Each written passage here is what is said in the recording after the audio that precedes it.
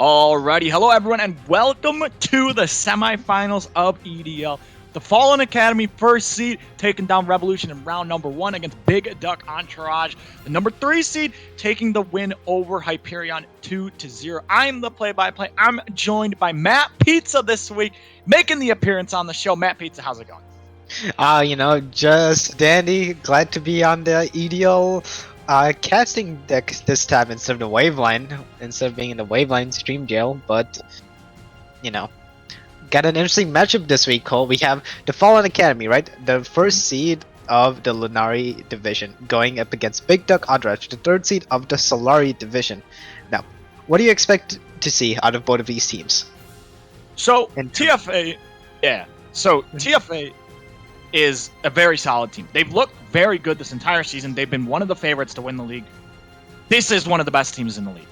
Now, TFA, they have exceptionally skilled players across the board. They can just skill check you and win against most teams. However, they really like to play around their bot lane. Now, I don't necessarily know who's in for their bot lane this week. Producer.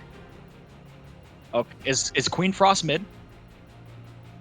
Okay, so they're going to be playing around Reno and Elite, TFA. That's what they're looking for. Look for priority in this. BDE, all about the mid jungle. We saw it last week. Swag and Vinny have popped off so far in the playoffs. Now they're going to be coming in as we see the bans come through. Ivern, Mordekaiser, Diana taken away as TFA. Very good bans. For the side of BDE, we see the Ezreal. We see the Urgot taken away from Raining Wolves in the top lane. Very strong Urgot player. Now we'll see what the last pick is. Ezreal taken away from Reno. Ezreal, very annoying to play against, especially in this meta where it's like, full dive. You kind of just want to run at them. Ezreal, gets another dash away. Now we'll see what the last ban is. Now, Fiddlesticks, target ban from TFA. We have Ujo. We have the Nocturne. We have the Xin Zhao left up, as that's going to be the Nocturne locked in for TFA. And Clutch, we're looking at the blue side bans, right? Like Ivern, one of Swag's signature picks in the jungle, right? And like we've seen him, we've talked about this on the Waveline as well. He is more of the supportive jungler. He does like to help out his team, and with Vinny on the team as well. Vinny's their carry player, and out of respect and they don't want to play against it, TFA decided to ban the Diana, and a fed Diana just literally takes up the games as we see the Amumu for Swag Moneyboy being locked in. Yeah, so the Amumu are going to be locked in. We've seen it very little in IBS, but it's one of those staple picks, right? I mean, he just is always going to get his value in low. You hit the ult. It's such a good ultimate. It's not very hard to hit. AoE ult, stun. Pretty good Amumu. The only problem is that Amumu really isn't meta right now. So we'll see as that's going to be the Thresh locked in for BDE. They have the Amumu. They have the Thresh. We'll see what TFA is going to respond with. And right now BDE they have a lot of playmaking capabilities, right? They do have a Mumu, like you said, he's not really in a really good spot. He's just there. He's just vibing in the meta. But his ult, a Mumu ult, is gonna matter so much in these team fights with Nocturne going in, and we see the Morgana being locked in for TFA, or at least hovered. Yeah, go ahead. No, you go. I was about to say that's most likely going to be the Morgana support with the Shen coming in. So TFA, they're just looking to make use of the globals with the Nocturne, with the Shen. They just want to attack this bot lane. It's going to be all for the bot lane. Obviously, now Shen still can be flexed, Morgana can be flexed, Nocturne can be flexed. Most likely going to be the Morgana support, going to be the Shen top Nocturne jungle. So what we're going to be seeing is TFA, like I said in draft, going to be targeting the bot lane. For the side of BDE, they get the Aphelios Thresh. It's been so strong in this meta right now. Usually when you pick the Thresh, you pick something like the Aphelios, like the Jinx, these hyper carries that if they're able to get the peel, then they will just 1v9 a team fight. So very common to see the Aphelios locked in now. Caitlyn banned away. Caitlyn Morgana, very strong. So we'll see what BDE is going to look to R4 here in this draft. Yeah, and now Clutch. TFA, they have the Shen, they have the Nocturne. In my mind, I'm thinking this is going to be a dive comp. So, BDE, they do currently have some resources to deal with that, right? They do have the Amumu ulti, they do have Thresh Lantern to make sure that the carries, right now being the Felios, doesn't get bursted down, right? So, in my opinion, I think TFA, if they're going to all in on this dive comp, we could be seeing maybe a Twisted Fate in the mid lane as well. Just, triple down on the full dive. Yeah, we'll have to see as the Yasuo is going to be banned away. Now, with the Malzahar ban, it makes me think that maybe BDE want to play something more aggressive in the mid lane. because Malzahar obviously destroys engage. Like, you can't really play aggressive. He just neutralizes you. So maybe Vinny's thinking, I want to play more of an assassin in the mid lane or something more aggressive. Now, the Dyna was banned, so obviously he's not going to be getting that, I think, the rest of the playoffs. Is we're going to see the Ornn locked in for BDE. It's a very stable comp. I mean, maybe they R5 Orianna could be a possibility because you just have the Wombo combo for BDE. Very easy to execute. For the side of TFA, obviously you have to show your hand now. You know Ornn's going to be going to the top lane.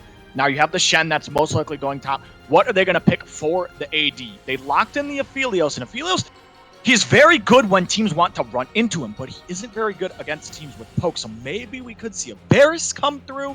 It's going to be the Lux locked in, the Snare Sisters for TFA. We'll see if they're going to go with maybe a Varus, maybe more of this like poke dive comp going through for TFA. We'll have to see. And let's looking at the pick, right? We're most likely going to be seeing the Lux come in, right? Like, I don't expect to see anything crazy like that, but... And we see the Sivir being locked in for the TFA, and just like you said, Clutch, the poke/dive comp that's coming in for the side of TFA. It's most likely going to be a lethality Sivir trying to poke out the Aphelios out of lane, and Aphelios against poke, he just doesn't do well, doesn't like it. He doesn't want to be poked from far away. He wants you to run at him. Yeah, and we'll see what BDE's last pick here is going to be. Obviously, I said they could just go with the Ori if they just want the super stable. They could go with the Veigar maybe, actually. Would be a really good pick here.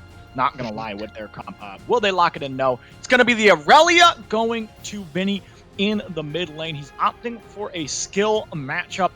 Aurelia, very feast or famine. Obviously, on this patch, extremely broken, Matt Pizza. For sure. I mean, like, playing him in solo queue, playing against him in solo queue, it's like, sure, they're really maybe 0-2, but she still has enough damage to kill you, and you're just like, what's going on? Why she just get to dash run, and, like, her W just makes her a pseudo tank. So yeah, this mid lane matchup, definitely, like you said, feast or famine. If Aurelia does get ahead, she's gonna be really, really hard to kill. Yeah, and so TFA elect for this, it's like a pseudo dive, pseudo poke comp kind of thing they've got going for themselves. They can pull the trigger at any time. Clearly, they're going to be trying to focus this bot lane. It's Sivir, Morgana bot lane most likely. It's a very, very safe lane. It's if you die in this lane, it can't get much safer than that. You are going to have the Sivir spell shield. You have the Morgana shield. Like, you're not. If you get CC'd, I don't know what to tell you. So TFA is a very safe bot lane. The only problem with in my opinion, TFA's draft, right? You pick Shen Nocturne, who are obviously going to be wanting to target this bot lane, most likely. But they pick Sivir Morgana, which is very safe. Usually, if you want to target a bot lane, you're like, as this comp that they have, you want to pick something that's aggressive. You want to pick something that, you know, you go a little bit feast or famine because you have the Shen, you have the Nocturne. That's the whole plan. But they didn't go for that, so we'll see how that's going to work for TFA. And for the side of BDE, it's a very stable, like, half IBS comp, Exodia, basically. You have the Ornn, you have the Amumu. Like, come on, you've got the really easy hit the buttons and things are going to happen. The Aurelia does come in. Now, they lack a bit of magic damage. They do have the Amumu who's going to do some, but they have the Aurelia in the mid lane who's just going to be looking to lane kingdom this Lux. We'll see how that's going to go, because if Aurelia does play this poorly, Lux can kind of just poke out the Aurelia until she at least gets Vamp Scepter. Then, like, you know, you can't really poke her out as much. So we'll see how that's going to go. Matt Pizza, you look at these two drafts, who are you favoring? Honestly, I'm favoring Big Dog Entourage's draft. Like, after being put on Ornn duty for a whole entire split, you know, the curse stays, but Ornn is just such a broken champion.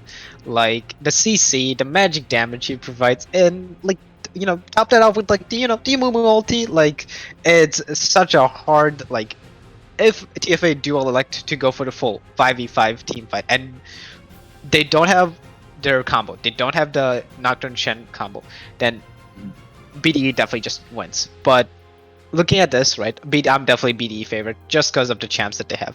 And like you said, Clutch, right, BDE, they are lacking a bit in the magic damage department, but granted, their only, like, real tank that they have to deal with is Shen. And we do have Aurelia there, and Aurelia should be able to shred Shen and the Aphelios, so, like, in my opinion, I think that it should be fine overall. All right. Well, we're going to go to a short break. When we come back, the Fallen Academy versus Big Duck Entourage. Game number 1. Best of 5 winner goes to the finals. Should be an absolute banger. Get your popcorn. Get your drinks. It's going to be a long one, boys. We'll see you in just a couple of minutes.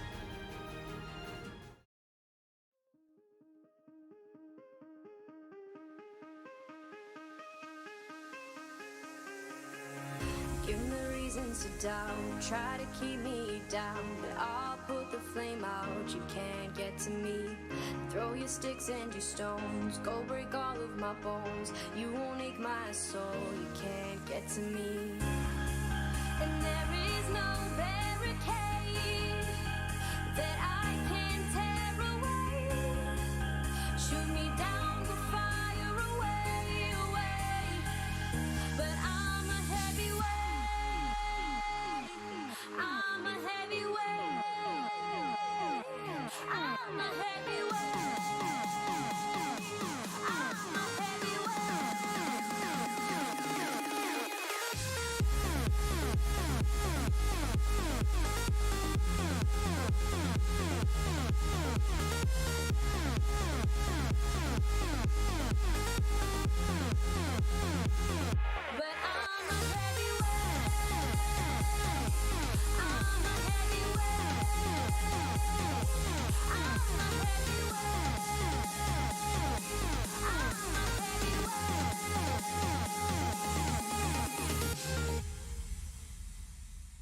push me down to the ground. What goes around comes around. You won't put the flame out, you can't get to me. Say what you wanna say, go take it all away. But I'm here to stay, no you can't get to me. And there is no barricade that I can tear away. Shoot me down, go fire away, away. But I'm a heavyweight, I'm a heavyweight, I'm a heavyweight, I'm a heavyweight.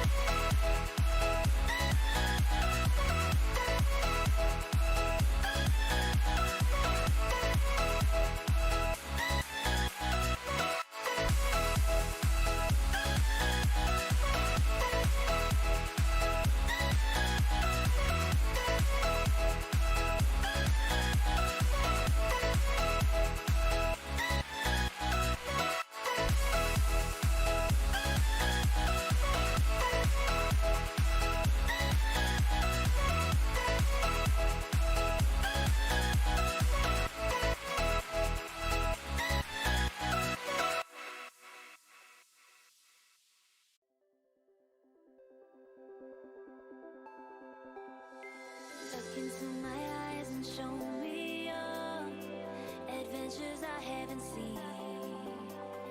Taking all the life, it hits the spot. Walking on fantasy. So take me, baby, take me to a state of mind that's made of, baby, that's made of all that we find.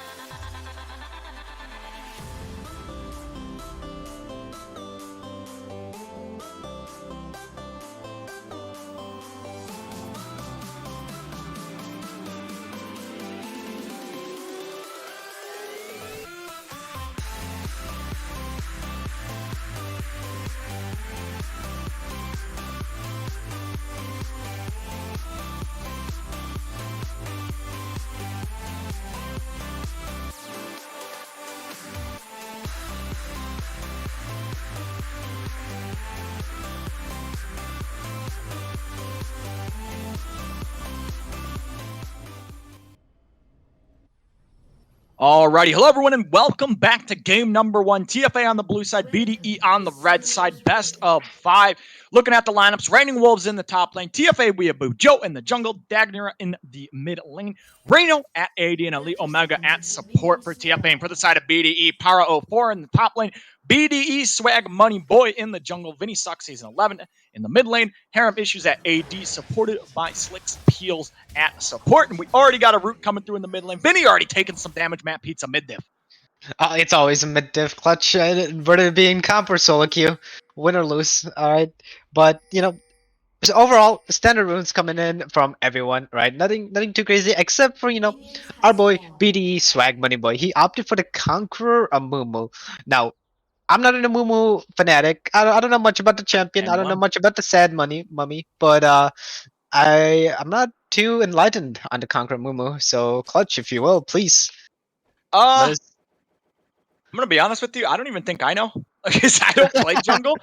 I know you either take Aftershock or you take Conqueror, right? Like if you are going to take more extended fights, then you go Conqueror, just because you proc it, pretty easily. And naturally you're going to be tanky, so you're just going to be healing. But Aftershock, obviously, it's one of those. You go Aftershock, you go Conqueror. Looking at where these junglers are starting, you can see Mumu starting on the top side, TFA Weeaboo starting on the bottom side. So starting on the opposite sides of the map, both teams should have an idea where the junglers started just based off of the leashes. So that's going to be something to take note of. Swag Money Boy, though, I think really smart pathing. He doesn't want to fight that Nocturne level 1 because Nocturne basically literally beats almost every jungler in an isolated 1v1. So you don't want to fight him. Swag Money Boy starting on the top side. Very good job. And just a bit of a training coming in the top side. Now this Orange Shen matchup. Let me tell you how many times I had to play that matchup. It's slightly Orange favored in the early levels, but as it gets later and later towards the mid game, right? Obviously Shen is gonna do so much damage, and if Shen is able to dodge the Orange W, then Shen is just able to win that. But and then later on, late game, Shen it goes back into Orange's favor because the ornamentals coming in with the extra 1k item value, as we might be seeing a little bit of a bot lane scuffle. Yeah, we might see a level 3 play out of the Nocturne. Nice word coming through from Harem Issues. Side steps the binding from Morgana, and the thing that's weird is usually Nocturne, right? He wants to get the 6. You want the paranoia because then that's when you go. Usually Nocturnes, they don't gank early, but it looks like TFA Weeaboo Joe, he wants to get his presence known on the map. Sadly, he's going to be behind in tempo now on Swag Money Boy, because now Swag Money Boy is going to be a camp or 2 up. So we'll have to see what Nocturne's going to do. He's probably going to run to top scuttle. Swag Money Boy will be on the bot side. We see a big wave going to be crashing soon for Para04 in the top side. So maybe Nocturne look to punish us here. And yeah, like we said, we saw bot side. Nocturne just did his three camps bot side and looked for a gank, and the gank failed, so he decided to reset and is potentially looking for either a top, probably just going for top scuttle, I guess. Nothing too crazy, as mid lane Vinny does get rooted, but nothing crazy is going to happen. Yeah, and he's out of mana, so he can't even use the Q anymore. So, like I said, this matchup probably Lux is going to have a decent time until Vinny really gets the Vamp Scepter and he can get the healing. Then Lux poke is kind of nullified, at least early on, until she really starts getting items. As we see Swag Money Boy in the bottom lane, maybe going to look for a flash. Flash hook comes out onto Elite Omega into the root. It's a CC lock. First blood going over to Slick Peels. Yeah, and like we said, Clutch, we thought that both teams would know what their junglers was at. We saw that Amumu did start topside, and that Amumu his clear is a little bit slower, so he just opted BDE Swag Money opted for the full clear and went all the way bot side with that full clear as BDE Swag Money doing things on the map again. Yeah, he's going to be going into the mid lane. Degnir has the barrier, so just going to burn the barrier, get some damage down onto Swag. Actually, a decent amount of damage onto Swag. Lux damage sometimes just a little bit too much, and you're just like, what the heck? It's It's definitely not disgusting. definitely not a champion that you'd think would be picked in this meta. Not gonna lie. Yeah, so Nocturne, now knowing Swag went to the bottom side, he's going to, or at least made a play bot side. He does invade now. It is a little bit late. Unfortunately for him, doesn't know that Raptors were respawning, so he's going to just walk out of there. It looks like he maybe is going to go to the Krugs now, walk to the top side. Nope, he's just walking away. He's a little confused. Nocturne's a little, he doesn't know what's really going on here. He's taking a stroll in the enemy jungle. All right, he wants to go sightseeing, see what's up, see just get some intel. But Swag Money Boy going back to the top side, probably gonna look to full clear his jungle yet again, going from Krugs to Raptors, to Wolves to Gromp, and maybe another gank into bot side that might lead him towards the first drag of the game, the Earth Dragon. It's going to be the Mountain Drake coming through. We'll see which team is going to pick this up. BDE, they do have a 1k gold lead here. So they are a bit ahead early on. Now, we'll have to see what the play is going to be. Is Reno, he is going lethality. Personally, I would have liked the Varus a little bit better than the Sivir, but, lethality, he's got something right at least, as he will lock that one. And Reno, I think, has been doing a great job. Obviously, he's a later addition to TFA, so he really hasn't been talked about. Is in the mid lane. Vinny, he's taking a trade on to the Lux, doesn't have any mana, so can't keep going on that one. But like I was saying, Reno, he's been a later addition to TFA, and I think he's looked pretty solid. As BDE's gold lead is just slowly growing more and more, as now we see the side of TFA, they're setting up for a Dragon here. So maybe they want to go for this, but it looks like Nocturne, he's still only level 4. His Swag Money Boy's level 5. If we could pull up the XP real quick. If we still have that, I don't even know if we do.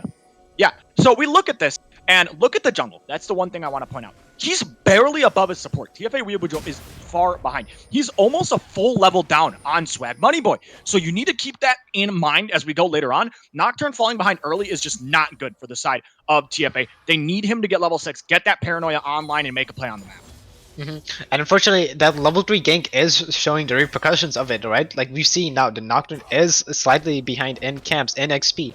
And Nocturne, like pre-level 6, his ganking capabilities aren't that great. As we see a little Brood coming in, but nothing too crazy in the bot side. But yeah, like Nocturne needs his level 6, just like Amumu needs his level 6. They're so reliant on their ultis to get anything done on the map. And we'll see. I mean, it's been a very slow game so far in this one. I mean, I feel like both teams, game 1 of these best of 5s, right? When we see this a lot in leagues, they're kind of feeling each other out, right?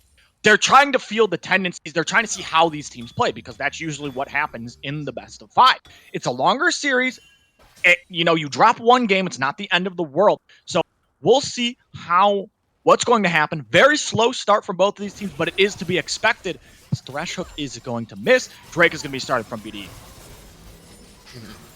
And with the jungle and the mid lane resetting, this should be a free dragon for the side of BDE. And it could potentially turn into a bot dive as well if TFA does not respect it, that the 4 people on the dragon. Yeah, and now we're going to see BDE. They take the Drake. Good job from BDE. Good setup.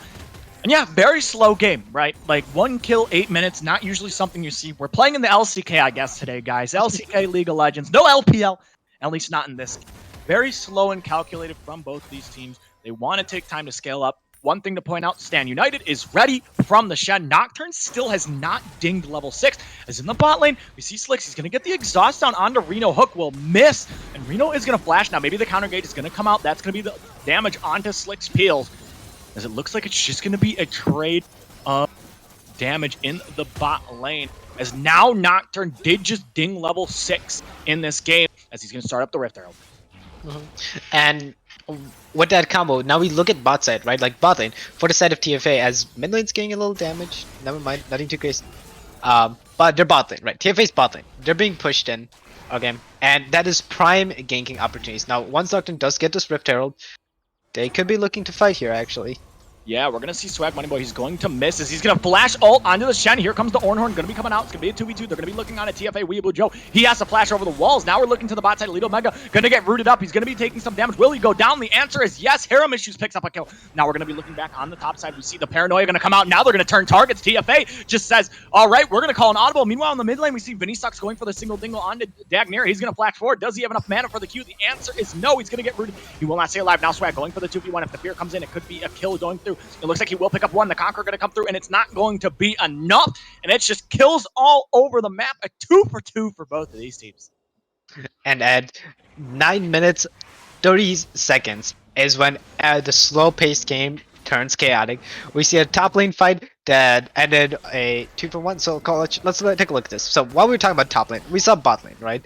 Elite Omega and Renoxid overstayed their welcome in the bot side and were able to die. And in the top side, we had pair of 0-4 getting kind of caught out, and then in the mid lane we also had another fight, right? Vinny Sucks trying to get the solo kill onto Dagnera, but unfortunately just doesn't have enough mana for Q. Swag Money barely getting the kill onto Shen, and then TFA Weeaboo able to pick it up. Lots of fighting going on in that short span of time. Yeah, I mean, I guess these teams, they just said, all right, at 9 minutes and 30 seconds, we're going to handshake, and we're all just going to start fighting, and then they're all just like, okay, let's go! It's 9:30! So they all went in. But looking at this, obviously, BDE is still ahead. They're ahead 1.4K. It's been a very slow climb once they've got that lead, and they're looking good in this one. One thing I do want to point out in that fight was how well TFA Weeaboo Joe was able to turn with the Paranoia. He was going to die from Swag, but then used the Paranoia to get out and collapse onto Power 04. So that could have been a disaster if he was not able to get out of that. So just want to point that out. Very well played from TFA Weeaboo Joe. And talking about the gold gap that you talked about earlier, right, Clutch? Let's look at. Can we pull up the gold for each of the players? Like, especially the mid lane, right? Like, Aurelia is up 30 CS right now, and Aurelia is doing so much. She has so much gold, and the gold is concentrated on the ADC for BDE, which is going to be the win con, right? Like, Aphelios is the hyper carry that the team's looking for, is the damage that they need in order to win these team fights that are going to be so easy to fight, right? Like, we have the Ornn ulti, we have the Amumu ulti, we have Aurelia just diving into their backline, and Aramis only really needs to worry about the Shen Nocturne that's going to be on him. Yeah, and if Thresh sits next to him is in the mid lane, we might see a single dingle coming out of Vinny. The root comes through. Dagnera will be going down. Vinny gets a solo kill in the mid lane on the Aurelia. He's been playing exceptionally well in round 1 and is bringing it to round 2. He's been asserting the pressure, right? Like Aurelia, like sure, it's a range into melee matchup, but Aurelia just dashes all around, man. Like, are you really gonna hit a skill shot when she's just going like? I mean, can we get that noise again, Matt Pizza? No. What was it? Is it that? But yeah, BFE up 2-0 or up 2K. My bad. Aurelia very strong in this game as we see some trades on the top side. Looks like Ornn is doing fine into this one. He has the Ornhorn if he's going to use it. Now he's going to use it. We're going to be looking to the bot lane as the Paranoia will come out onto him. He has to flash away. Exhaust going to come through. Meanwhile, on the top side, Paro, if we're able to get a single dingle, BTE Swag Money Boy has to walk away. And it just looks good from the side of Big Duck Entourage so far. And we did have the single dingle in the top side, like you mentioned. The Shen did die to the Ornn. The Ornn ult. So much damage as bot lane we're continuing to fight. Yeah, the fight is going to continue. It is a 2v2, and looks like they will back away now with the Drake up. Need to pay attention to that, as that could be big. Maybe looks like the side of BDE could contest it. I don't know if they're going to, though. They don't have key ultimates, so definitely need to be careful to contest this one. But orders TFA. And now, keep in mind that Standard United is available on the Shen, and Ornn does have TP, so this could turn into a 5v5, but looks like BD is just gonna give up the dragon. They didn't have good setup. I mean, it's not the end of the world. I think it was the right call to give it up there, Matt Pizza. Yeah, for sure, for sure. And as we look more into this game, you know, BDE up 3K. They're slowly increasing their lead in this game. Sivir does not have items. I mean, no one really has first item yet except the Aurelia, who's obviously been doing an amazing job in this game in the mid lane. And Dagnera not really able to neutralize Vinny Sucks Season 11.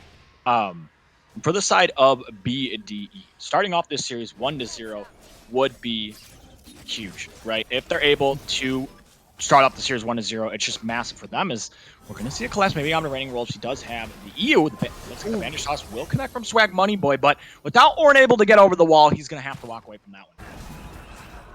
Yeah, like TFA Weebujo on the bot side trying to get something done, but oh wait, he gets caught. Yeah, I gotta watch the Aphelios. He gets caught. He barely stays alive with the Lantern. As Slicks is going back in, I don't know if you want to take this one, as TFA Weebujo is just going to kill him at the end of the day. Thrash with a bit of an overextension. Meanwhile, in the mid lane, we might see a solo kill coming out of Vinny. He's gonna land the ult, and Lux cannot get out of that one. It's another solo kill for Vinny in the mid lane. And this Aurelia pick is such a oppressive lane, as more fighting in the top lane, but you know, nothing crazy. Like, yeah, this Aurelia pick. Maybe top lane? Maybe? Looks like no, Matt people. You're getting hyped up. Oh, I'm sorry, I forgot it's a tank v tank fight. It's just a wet noodle fest, as never mind, it's gonna be looks like it's gonna be a dive in the top lane. Yeah, it's gonna be a dive onto the Shen. They're gonna place down the rip. He does have the taunt though, so need to be careful of that one. He's gonna flash away, so he's gonna get out of that one. But for the side of TFA, they're gonna lose their top tower. BDE's looking good early on. And it's the first turret of the game, and TFA opted to have their bot lane rotate top to try to find something. Oh, here comes the Ornhorn, gonna be coming out. They're gonna be electing to take this one. Aphelios and Thresh aren't there though, so BDE needs to get out of here. Otherwise, they could overextend, give some gold back to TFA. It looks like they are walking away. Shen is walking forward, but he's gonna get caught by the stun from the Aurelia. And it is now a 4K lead for BDE. Their gold lead has been slowly increasing, and they should be able to pick up this bot turret too. And Clutch, unfortunately, sending 5 people to the top side just means you lose your bot lane turret to the Aphelios, who is now so strong, right? He has so much gold on him, and like Vinny also is like so strong. So if you're TFA, what do you have to do? How are you able to neutralize this Aurelia and Aphelios that are slowly becoming monsters in this game? Yeah, so if you're TFA, right, you have the Shen, you have the Nocturne. You start playing the side lanes, because you're not going to win 5v5 at the moment right now. You're so far behind. You need to start picking off someone in these side lanes. I think that is how they win Matt Pizza.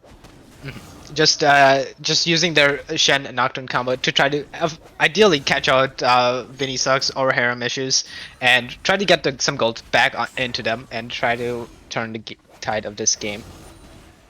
Now, okay, if you're the side of BDE, right, would you want to speed this game up, essentially?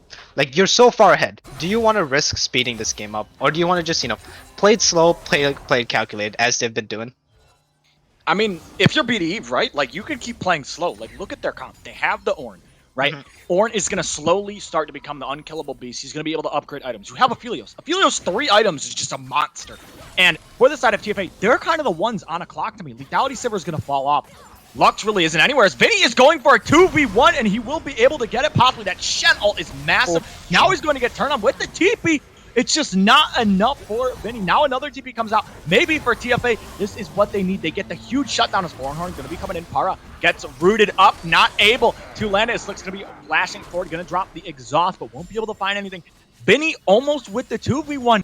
But the Shen ult comes in clutches. Oh, wait a minute. They're going to be looking to go back in. That's going to be the stun coming through onto the Ornn. He's going to be taking some damage, but he is so tanky. He'll just walk straight out of that one.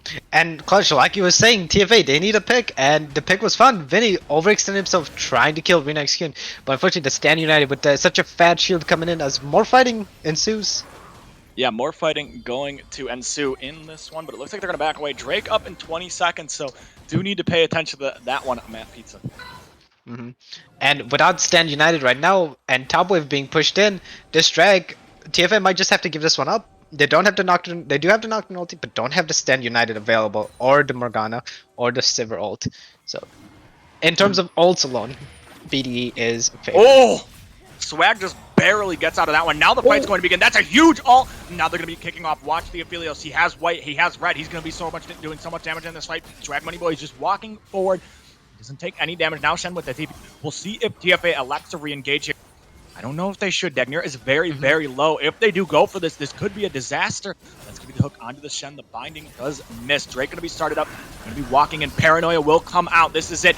How much can Reigning Wolves get? He's going to turn on the one. Now team fight's going to be going in. Now watch Aphelios. That's going to be Luxalt going to be coming in, going to be getting their backline. Very low slicks peel. He's trying to peel, and it looks like he will be able to. Vinny sucks. He's just going into the front line, into the meat grinder again and again. He is able to find these angles. It's a double. Give him the triple, baby, as Vinny sucks season 11, smurfing on the Aurelia. And it's such a well-played fight from the side of BDE, right? They saw the paranoia coming in and decided to fall back. So let's look at what happened. So we see the thresh stun coming in, but Rennie Wolves just walking forward, right? He's trying to zone off BDE. But the Aphelios splashes, and Nocturne keeps going in. The Luxalt, that was a great Luxalt if Lux had more damage. And then Vinny gets CC'd and just Qs, just Qs everywhere. And just autos people to death, and case closed. BDE is now so far ahead. They are up almost 7k gold and counting. Yeah, they're really, really far ahead in this game. They've looked good. Obviously, there has been some misplays from the side of BDE. They haven't been playing perfect, but this mid lane difference for the side of BDE really has been the story of this game. They've been able to make so many plays with their mid laner. Nocturne has kind of gotten shut down. He's been on a vision this entire game, so really well played from BDE. And Ornn, level 12, 2 more levels, and he's gonna be able to upgrade someone. That if once Aurelia gets her Immortal Shield Bow and is upgraded, that's gonna be even more damage coming out of the Aurelia. And then in another level, Aphelios' Immortal Shield Bow is gonna be upgraded, so that's even more damage. So TFA is now in that time crunch that you were talking about. They need to do something. They need to find the picks, whether that be onto the Aurelia again. Oh, here we go. They're gonna be looking for Alito Mega. He's gonna pop the ultimate slick spills. Would have landed the hook. Now he's gonna get stunned up, gonna take some damage. Hook will just go wide on to Reno, and that is going to be it here for the side of BDE. And TFA might be looking to try to catch Yon in the bot side, but it's an Ornn, folks. Like, you're not killing that boy. He's so tanky and does so much damage. And Aurelia just gets to free farm in the top lane, pushing it down. And, BDE, they're in such a good spot now to contest Baron if they so desire to, right? Like, they do have the damage, they do have the tankiness, and if Nocturne missteps or does the wrong play, that is just free Baron going over to the side of BDE. We see the Paranoia come out. They're going to be looking onto the Thresh. That's going to be the Amumu going in. He's going to land a two-man stun. The Hook's going to come out. Now the fight is going to begin. Ornn going to be coming in, but they do not have the Aphelios. This could be a bad fight for the side of BDE. I don't know if you want to take this as all of TFA is collapsing, and now they're going to be getting some gold back. Swag Money Boy is staying alive for a very long time. Here comes Harem Issues. Does he have the ultimate? It will not land. If that landed, maybe he finds Reno, and 2 fall from BDE going way too aggressive.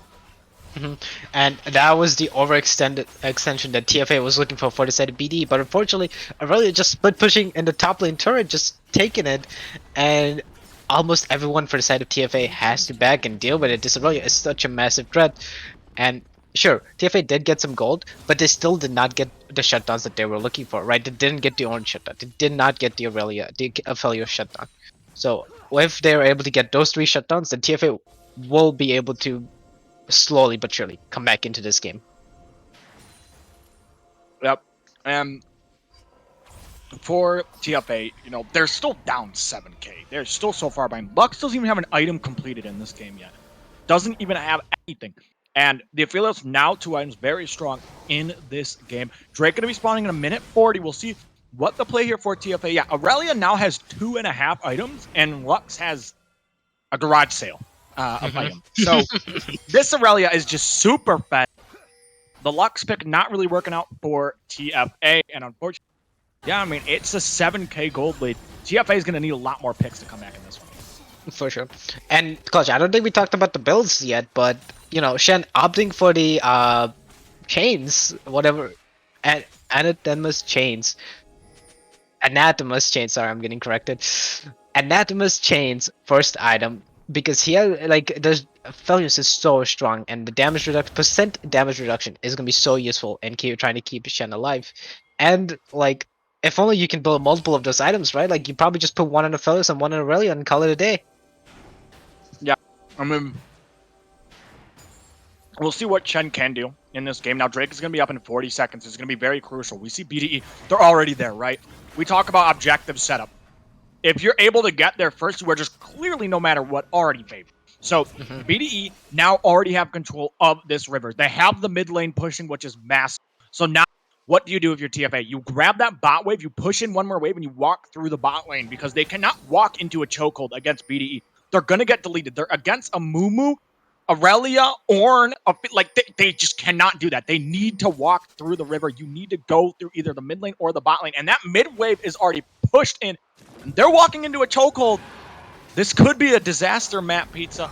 As now the paranoia is going to come out. They're just looking to engage, and it looks like TFA Weebook Joe's going to go on to the Aphelios, but there's so much peel. And now Elite Omega trying to peel Vinny as Vinny's going in one before. That's going to be the All-Out coming in. And now with the Aphelios all coming in, it's just so much damage from the side of BDE. They're so far ahead. And like I said, they walk into the chokehold. Now they did pull the trigger, but this did not seem like the play. Is now BDE. They get a 3-0. They're going to be looking to end this one. Or not in this one. Get the Drake. and potentially go for the Baron Matt Pizza. And Clutch, as we're on Soul Point, let's take a look at the fight. Let's take a look at the replay, right? One thing I do want to mention is this Aurelia. She's sitting in the mid bush. She's just there vibing, looking for the right time to strike, right? And then there, Nocturnals. Shen goes in, and then boom, the backline is now exploded. And Shen tries to help out the backline, but Vinny sucks. Presses W. He's still tanking. Look at him. Is he taking any damage? No. And then he's just autoing people to death. Vinny just does not care. He's just looking to run people down. Yeah, I mean, now they're going to be doing the Baron. They should just be able to pick it up. And now BDE with the Baron, they're going to start cracking the space, right? They almost got all outer turrets destroyed. The only one left up is that bot lane. Aphelios almost has 3 items in this game. He's almost online. And if you're BDE, right, that's pretty much the nail in the coffin. I think it's going to be really, really hard for them to lose this game. And if you're TFA, you need to go back to the drawing board. We have to figure out a way to neutralize Vinny in the mid lane, because if he's just going to roll over your mid laner every single is this bad, then it's just going to be a quick 3-0. And right now, BD is just looking to just run it down straight mid as Vinny just doesn't care. Yeah, here we go. He's going to be looking for Reno. That's going to be the root coming out. Takes some damage. Shenol comes in. Maybe for TFA, this is it. They find the Aurelia. Now they're going to be looking for the fight. Looks like Para 0-4.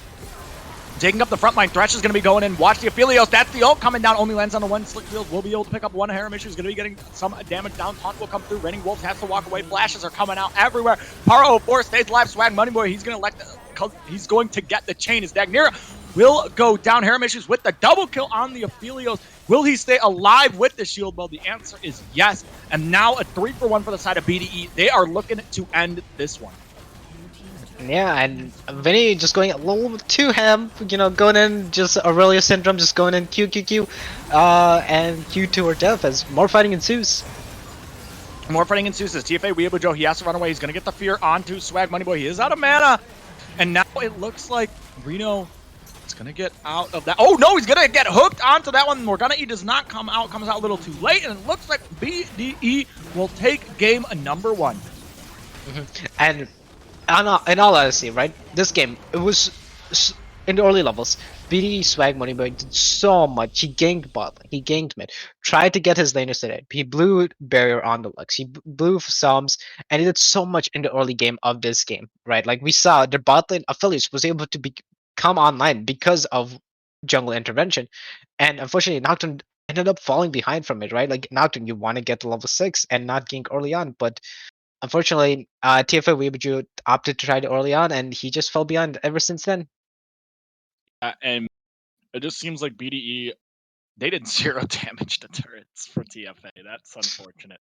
But for the side of BDE, very solid game number 1. And for TFA, obviously, you have to go back to the drawing board. We're going to have to see how they do in game number 2. Got to find a way to neutralize Vinny. When we come back, game number 2, TFA versus BDE. Don't go anywhere, guys.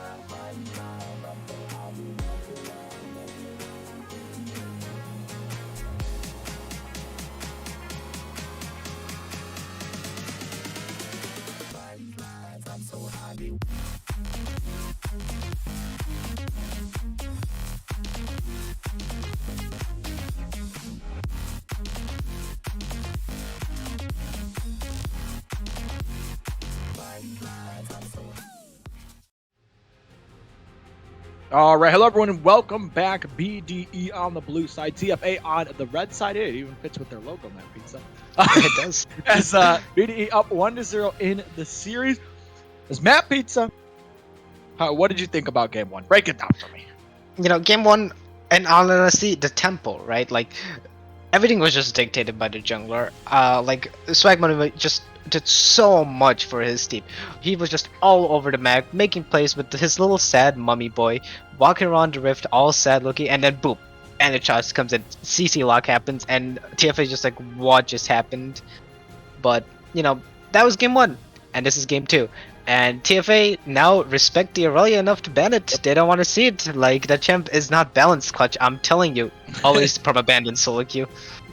Yeah, we see the Urgot, Malzahar, Fiddlesticks banned away, all target bans, and TFA is going to 3-ban the mid laner for BDE. So they're really trying to shut down Vinny. We'll see what he's going to go towards next. I've seen him play Renekton once. Maybe the dude just pulls out the croc in the mid lane. I don't know if that's what he's going to play, though. I highly doubt it. As now that's going to be a B1 Ezreal, possibly coming through from the side of BDE. So picking a safe bot lane for themselves as they're going to pick it up. Mm-hmm. And if you're TFA, right, you need a game plan. You need to figure out what do you want to do. So we're not rebanning the jungle, their mid laner, my bad. And what are we gonna get off of it? What do we need to do? How do we want to play? Do we want to have our jungle just hover around the mid, hover around Dagnera, and make sure Dagnera doesn't get too far behind and lose mid lane? But for the TFA, we have Nautilus being R1'd, so looks like they want to do something in the bot lane, right? They're like, you know, yep, safe bot that you got now. We want to fight. Yeah, and we see the Nautilus Nocturne coming through Matt Pizza. This is full dive from the side of TFA. Now, BDE, lock it in. Tarek, counter their entire comp. Please, if you lock in Tarek, I will love you forever.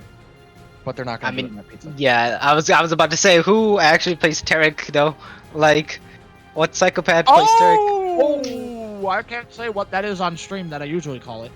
Yeah, you know, it's an Ivern. It's a really friend of the forest, you know, coming in, you know, being all supporty, helping out his teammates, second support. So probably gonna try to do something in the mid jungle, right? Like we've seen Swag Buddy Boy be that supportive jungler, and now he's on his signature pick, the Ivern, as the Mordekaiser is gonna be locked in for the top lane.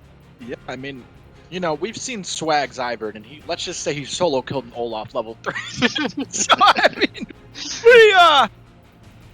mean, we've seen some things. As now we see the Tristana locked in. TFA is just going full dive. They're just going all in for them. And now, for the side of TFA, ban out some of these support that are going to counter what you want to do. Take away the Braum. Take away the Tarek if you play. Maybe the Thresh if you want. Like, you need to take away these picks that are going to stop your engage. So we'll see what TFA is going to do, as they got 1 second left. And there's the Thresh ban. Yeah, trying to really limit the options that the bot lane has, right? Like, we see this dive. They really want to just get on the Ezreal and just annihilate him, right? Just take him out of the game. Just ADC 2020 him, right? Like, just get him out of here. So, trying to take away some of the supports that can possibly try to keep him alive. And for the side of BDE, right? What are you gonna look to ban? And it's gonna be the Seraphine. Yep, most likely mid. Seraphine mid is going to be banned away, or just Seraphine in general, as we see the Silas going to be banned from TFA. So 4 bans sent towards the mid laner. Now we'll see what the next ban is going to be for BDE. They have the Nocturne, have the Tristana, have the Nautilus. You obviously know it's just full dive coming through from the side of TFA. We'll have to see what BDE elects to ban here. It's going to be the Gnar taken away from TFA's top laner. Now, TFA in the top lane, we'll see if they go, maybe they elect to save counter pick for mid so that the mid matchup will be a little bit better. Maybe they just blind a tank, they pick the Ornn or something, pick the Scion, just something that basically wants to go in and can soak up frontline. So we'll have to see what the pick is going to be here for TFA. And then what BDE is going to elect the counter, because they still have to pick their support. It's going to be the Shen locked in for TFA. They will have that one yet again. And there's a Shen pick into the Mordekaiser, right? That is an awful matchup to play as Shen, right? Like, I've played that a few times. I had my few like encounters with it, and let's just say Shen's level 1, pretty disgusting. Mordekaiser's level anything other than 1, pretty disgusting. So really questionable pick coming in from TFA as BDE likes to pick up the Braum. No, yeah, that is a safe bot lane. They have the Ivan, they have the Braum, and TFA's full dive comp is now just got a lot harder to execute, right? They've got the Ezreal, they've got the Braum. I was saying like Braum, Taric is probably something they're going to want to pick because they want anti-engage. We'll see what they're going to be picking mid. Obviously, they do have to blind it. You know, Orianna's in a terrible blind, but doesn't really fit into what Vinny wants to do. Not necessarily as... Of course, you know, I say the Renekton's going to come out at the beginning. And I'm like, you know, maybe he just locks in the Renekton. And I guess I'm just a prophet from the future that can predict the drafts. As Renekton will be locked in. Now, Clutch, this Tristana pick could, in theory, go mid, right? It could be a good pick into the Renekton, assuming that the Renekton doesn't get onto the Tristana. Or it could go bot lane. It's really up to TFA as it is going into the bot lane. Oh, it's going to be the Nico. Dude, I was thinking like, do TFA pick Nico? I'm because like, you know, look at their comp. It wouldn't be bad. I was like, maybe. And then the Nico's locked in. I'm like, are you serious? I should just say what I'm thinking and draft, and I'll be correct almost every single time. I just need to take the hot takes and roll with them. Because I'm like, oh, maybe Renekton's locked in. Oh, it's locked in. In my mind, I'm like, maybe Nico's locked in. Oh, it's locked in. Like, oh my god. You always gotta send it with the hot takes, you know? Sometimes people are gonna be like, what's wrong with you? But, you know, sometimes you get to have moments like that. Okay, listen. Matt Pizza. We don't talk about CPK, okay? We don't talk about that. Before we head to a break down the draft ceremony. What are both these teams looking to do? What is going to be the lane that we need to watch in this game? You know, as a top laner, I would like to say the top lane matchup, but I know how this matchup goes. It is insanely Mordekaiser favored without jungle intervention. Like, Mordekaiser has such an easier time playing this matchup than Shen. So, in all honesty, I want to look at this mid lane matchup again, right? I want to see if Renekton is gonna get ahead like he did in game 1, right? If he's able to just become the 1v9 crocodile monster himself, or if the Nico is gonna get ahead and Dagnar is able to help TFA get their first win of the series. Yeah, and we're going to have to see how this game is going to go. We're going to go to a short break. When we come back, BDE versus TFA, game number 2.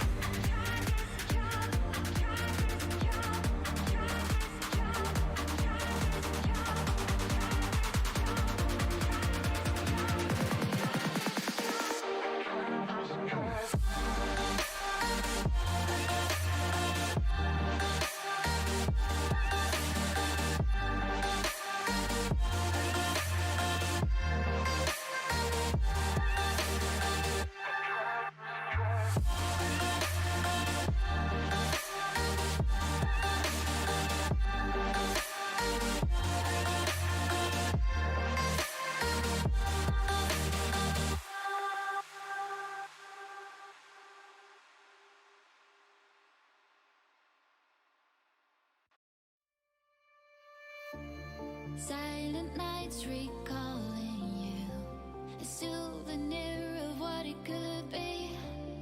Pieces of my mind are yours. I forgot the parts I'm missing.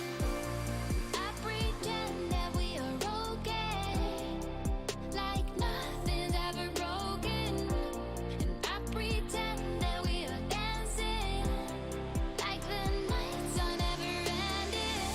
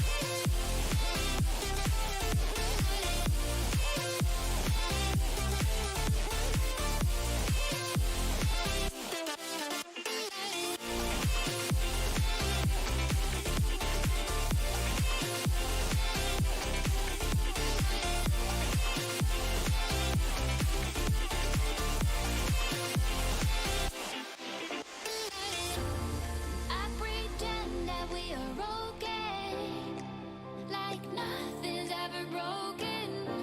And I pretend that we are dancing, like the nights are never ending. We will live a life, we will live a life, live a life, we will live a life in the fast lane. We will live a life, we will live a life, live a life, we will live a life in the fast lane.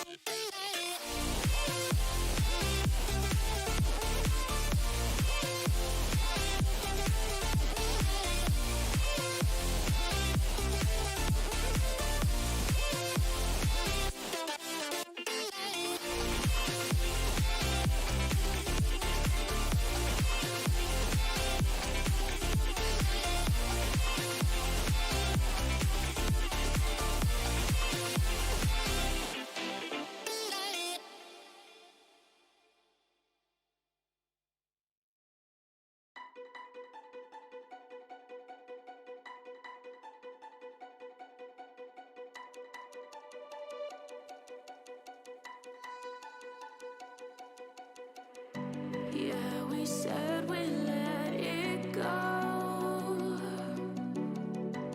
but we settled for the last. Couldn't let you want it though. Who am I to let you down? No, who am I to let you down, down,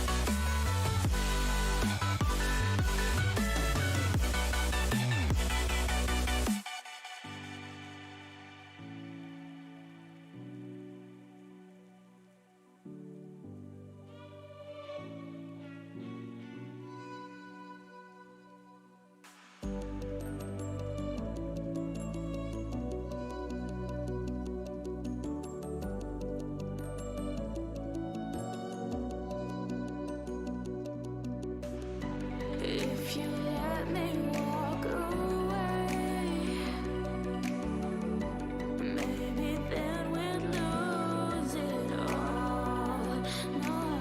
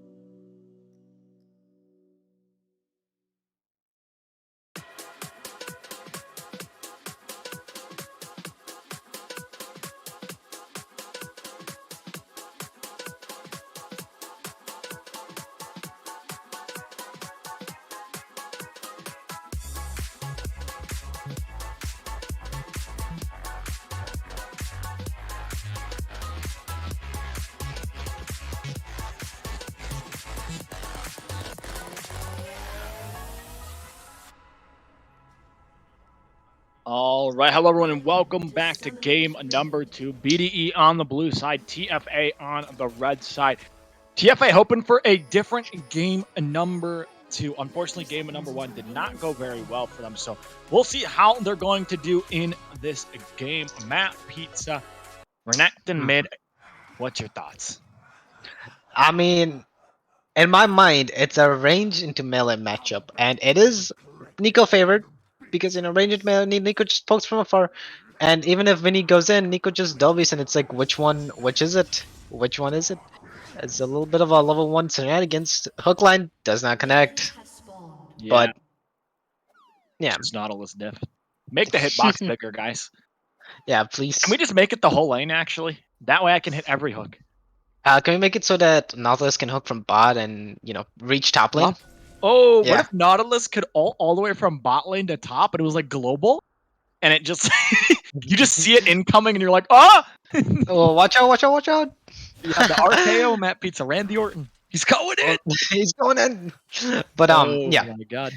I don't think, like we saw game 1, right? It's both of these teams like to play the slower paced game, right? Like we're probably not gonna see anything crazy.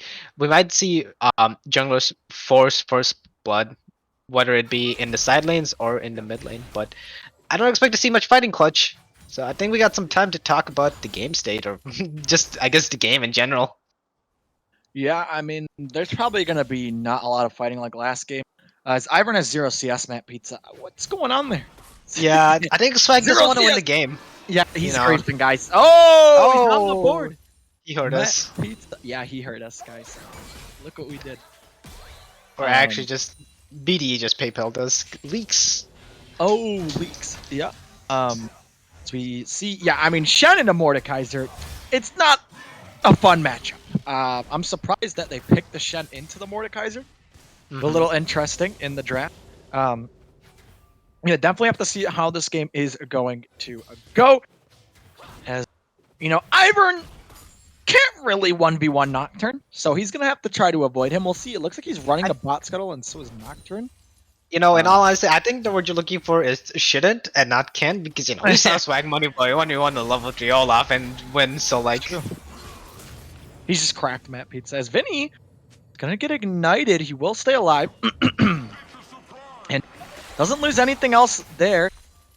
And now Vinny, the Renekton pick, I did say maybe he picks this one up, and it looks like he did. He's gonna get rude. He's gonna take some damage, but Ivern's there, the friend of the forest, to shield him, so Vinny will be able to get out of that one.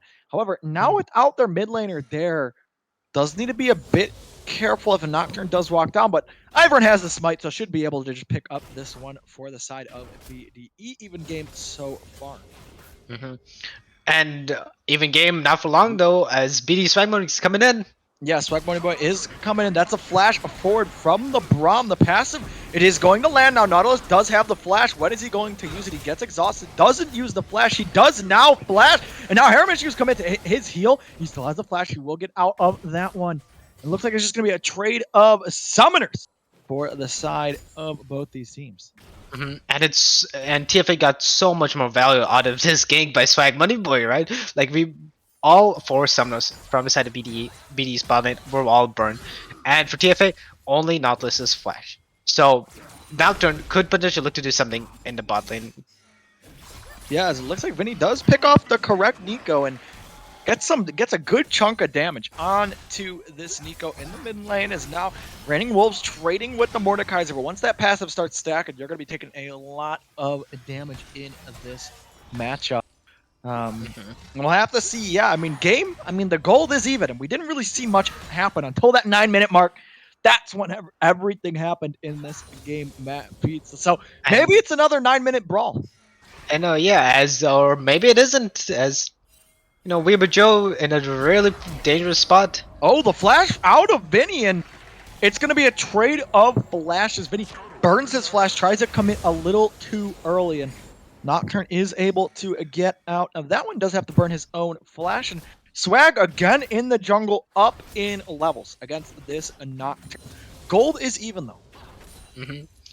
And I think that's a key factor right now, because last game, right, gold was in favor of BD, as bot lane's kind of fighting. Okay. But yeah, last game, right? BD had the gold advantage, and like they had the gold advantage for such a long time after first split. But now the gold is even. TFA isn't down in gold like they were last game. So what can they do with this? Is TFA gonna be looking? Yeah, we'll have to see what TFA is going to do. We look at the lanes a little bit. Looks like the solo laners for BDE are winning out on CS, but that bot lane CS lead kind of just neutralizes it a little bit. Gold, again, still even as Nautilus is roaming into the mid lane. Vinny does not have the flash. He gets exhausted. He's going to be going down. The Ignite will go. An Elite Omega with the roam to the mid lane, able to pick up a kill. Yeah, and that was such a good timer, ROM timer coming from Elite Omega, right? We knew, oh, more fighting? Keep going. Never mind. We knew that Vinny burned his flash as an overextension, trying to get TF away with Joe, and with that flash down, Elite Omega had the perfect roam time. Went mid, popped a little hook line, sinker, exhaust comes in, and the kill follows. And with that, Force Dragon also comes. So Vinny, not in the same spot he was in the previous games. He's actually even, if not behind, Dagnera. So Yeah, and I mean, for the side of TFA, maybe this is what they do. Maybe we just target Vinny in the mid lane, and that's how we're going to win. As we look at the player gold, you can see Reno, the strongest in the lobbies. Now we're going to see an engage on to the Braum. But if you look at the gold graph, top 5 at that point, where 4 of them were TFA members. So they are very strong. They've got themselves a 700 gold lead. Also, were able to pick up the Dragon. So this game, TFA looking a little bit better now. They are only up 700. It is very early on. We are going to have to wait for these skirmishes a little bit later on to happen to see what is going to go down, as this Renekton is starting to get bullied out in the mid lane. and all Nocturne has been spotted on the ward, and Swagman is on his way. This could be Ooh. the 2v2 top side. Yeah, Mordekaiser does use the ultimate, so now we have 2 different fights, but here comes the Renekton with the Prio. It's going to be fucking up Para going against this Shen. Shen has to burn the flash. Weebujo is there. He's going to back off, though. And now Nico does not want to face check that, knows that there's a crocodile hiding in the bush, so he's going to walk out of that one. So potential play to be had is nothing for either of these teams. 8 minutes in, 1 kill, Matt Pizza. And it's not like both teams are just farming, right? But we're seeing like both jungles are trying to force something. Everyone is trying to force it, but the other team just responds well to it, and they're not able to get anything off of it. And honestly, it's just it's like we said, we're just waiting for the special 9-minute 30-second mark, which will happen in a minute. So let's see if we see some action happen all over the map. Yeah, we're going to see if some action will be happening. Remember, it was 9 minutes and 30 seconds last game when everything just started going down. Maybe they handshake yet again in this one. His Swag is in the mid lane. He is hiding. We'll see if he's going to make a play potentially. It is going to be a little bit difficult, so he's going to back out of that one. Second Drake going to be the Cloud Drake, as Raining Wolves taking some damage. Paranoia is up, but it is a bit risky. Swag is there to potentially countergame if the Nocturne does go for the play. Looks like okay, he's not going to start up the Rift. He just wanted to see if Swag was on it. The answer was no. Now he's going to be resetting. He's in the bot side. We see some big trades onto the Ezreal Braum, but that is about it. And we're 10 seconds away from the 9-minute 30 mark. And Clutch, I think this is gonna be a slower game than last game. 7 seconds away. 4, 6, 5, 4, 3, 2, Countdown. 1, and nothing happens. Okay. Oh. And it looks like there's going to be a trade now. The Nocturne ult Paranoia was burned. TFA Weebujo, again, not able to find anything with that. Vinny Sucks is able to get out. It looks like TFA Weebujo burned the ult a little too soon, as in the top lane, we see some trading going on. Para's going to miss the slam down, does get the Conqueror proc. Got some healing back with the shield on the W. Raining Wolves looking for the 1v1 potentially. Para's getting taken very low. And it's just about a 500 lead for the side of TFA. Drake going to be up in 1 minute and 30. And we're going back to the trade. Paro Force just going to get solo killed. That's not how the matchup's supposed to go, as the Shen will pick up that one, and TFA out to a 1k lead. Really well played to Reigning Wolves for actually winning that matchup. That was so Mordekaiser favored, and honestly, I'm really surprised that he was able to win it like that. Props to Reigning Wolves. As now, with that being said, right, Power 04, is he gonna TP top? Is he gonna burn his TP to collect the wave? No, he's not. So yeah, Not Matt Pizza. he's not. So you know what that means? Dragons up The in weak 40 side police. seconds. Oh, The I weak was gonna side say we're gonna see a police. 5v5 bot side, but you know that could be true. It's the police, Matt Pizza. The top laners are going to get involved. That's the weak side police. They're always weak side. Once they get involved, you know it's a party. All right. Top lane strong side kick. You don't see that until Diamond.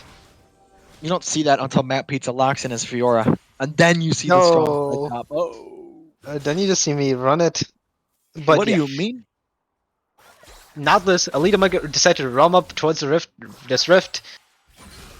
Oh, I didn't talk about that. Elite Omega's Yeah. just all over the map. This guy doesn't want to stay in lane anymore. He's just like Reno Got Extune. the You smell. Mobies. He's got. He's zooming. Did you say Reno? You smell. What? He just doesn't want to be in lane. He wants out. He wants to go do some stuff. God, that's why he built Mobies. Well, BDE is starting up the Drake with the Ivern, with Daisy, but here comes TFA with the collapse. We're going to see a team fight. That's going to be the Leto Medic going to get knocked up. He's going to be using the ult. That's going to be the Eagle ult coming down. Going to hit a lot of members. That's a lot of low members on the side of BDE. Watch Reno with the resets. He's going to hop all the way in. He's a rabbit, as he will be able to pick up Swag Money Boy Mino on the bot side. They're going to be fighting Kara. He is the last one. It's a triple kill. The Dagdir in the mid lane. And Reigning Wolves, he's trying, and it's the ace to the side of TFA. And it is such a complete opposite game from game one. TFA pulling on ahead. Now let's see how this fight started, right? Already the health bars for BDE are so low. And then the Nico ult chunks out Hermish's and Renekton. And then the Ezreal just clean sweeps all of them. And it's just Renekton just jumping all over the map. And it's just dead. And you know, Pyro for got Reigning Wolves into Brazil, but unfortunately, you know, he doesn't do that much damage. Not He yet. got him Anyway. into Brazil. Oh my god. Matt Pizza, he's coming in with the spicy takes, man. He's going to Of Brazil. course. He's going to Brazil. Do you think he liked Brazil? I think he actually enjoyed it right there. You know, he didn't die. You know, spent a little fun time there. As looking at the player goal, right now, Daniel is so far ahead in gold compared to everyone else, and everyone on the side of BD is so far behind gold. And then you know, Elite Omega's just down there as supports, just vibing. Yeah, and looks like TFA, you know, we said against Rev, they did look a little shaky. Game one, they did also not look the best, but game two, they're finally finding their footing yet again.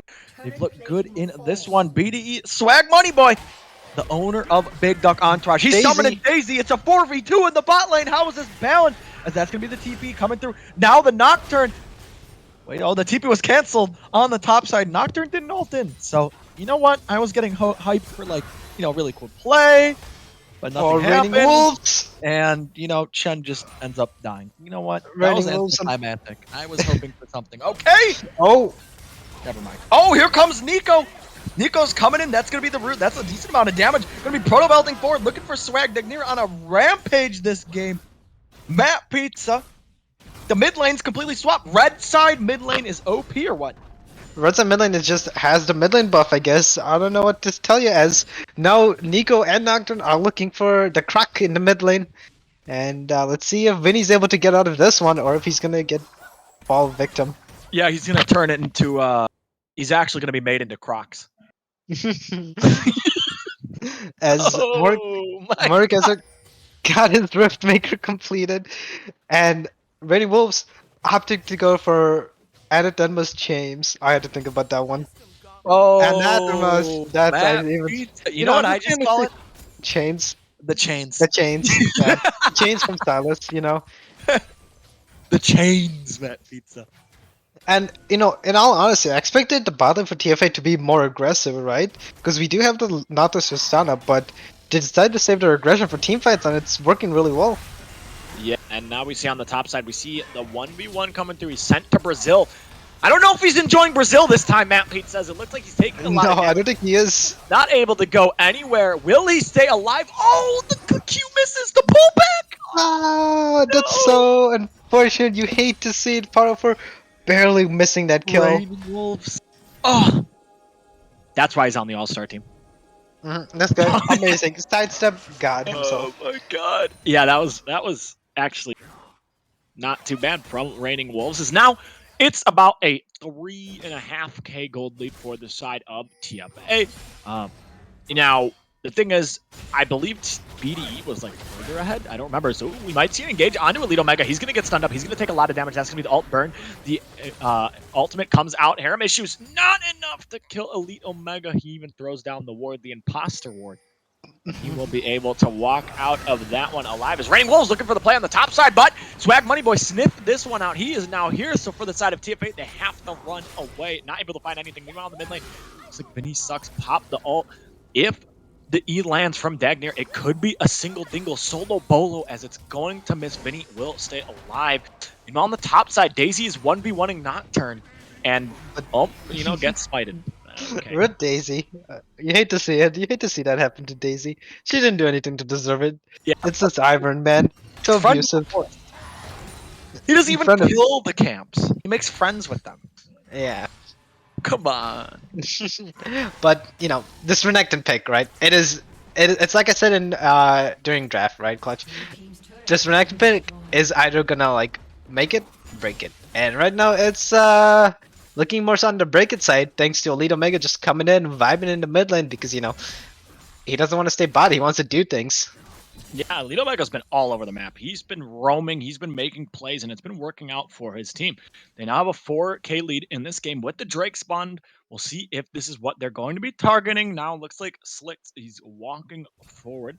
Gets some vision down.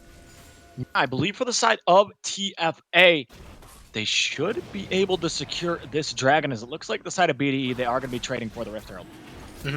And it's a good trade, right? Like, not much you can do. The side of TFA, they're all so much stronger than you right now, so you have to do what you can. And if Shen isn't careful in the top side, he might just get dove, as Vinny Sucks and Swag Money Boy are there, and this could turn into an easy top dive. Yeah, we'll see if it's going to turn into a top lane dive. Just basic League of Legends, trading both sides of the map for these teams.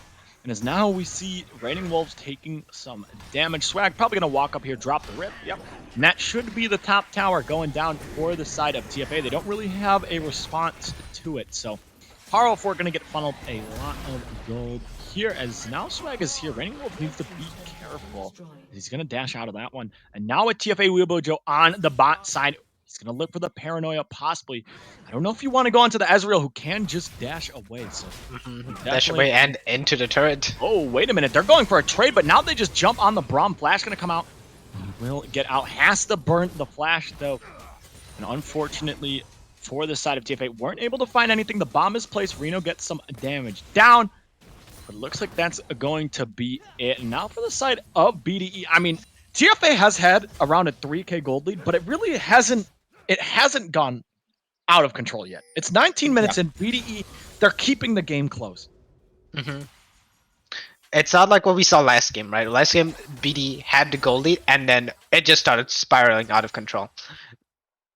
And if you look at how the gold's broken down, right? Most of it is on the two carries for the side of TFA. Their mid laner, the Nico, and then their bot lane, the Tristana. Yeah, and we are going to see a fight in the bot side. Daisy's coming out. Looks like they won't be able... Oh, maybe they're going to get on it to Elite Omega. He has to burn the Flash. And a lot of summoners being burned, but no one is going down. It's 20 minutes in. It's only 10 kills, so not a lot of kills going over to either teams. And it seems like every time we're trying to fight, everyone just has summoners up. And honestly, this if you're TFA right now, right, with this dive comp that you're doing, as more fighting ensues. Yeah, we see more fighting. Braum is going to throw up the shield with the Iron shield also. He's just not going to take any damage. And yeah, I mean, the gold lead has stayed steady for a majority of this game. The side of TFA has gotten ahead, but they haven't really been able to extend their gold lead. And longer it goes, the less and less it matters. As now, we're going to see Raining Wolves get sent to the death realm. He's going under the tower. So the shield's going to come out. Raining Wolves take some damage, but doesn't die in that one. And Randy Wolves with these fancy footworks coming in, just dodging everything. This guy's dancing up in the top lane on the Shen pick. I guess that's how I need to put this matchup. Then you just gotta dance around the Mordekaiser. But oh, as Alita Mug is now in the top side, Mordekaiser doesn't have his ulti. Oh, nice flash from Para to get out of that one. Definitely needed to burn it there. Otherwise, he was just going to get CC locked. Doesn't have the death run. Probably would have gone down. Reno and Dagnira in this game, super, super strong. So definitely need to keep an eye on them in a fight as we head to the 21-minute mark. In about 2 minutes, we will see the third dragon, and I'm assuming that's when BDE is going to make their stand. You don't want to give TFA the third Drake for free.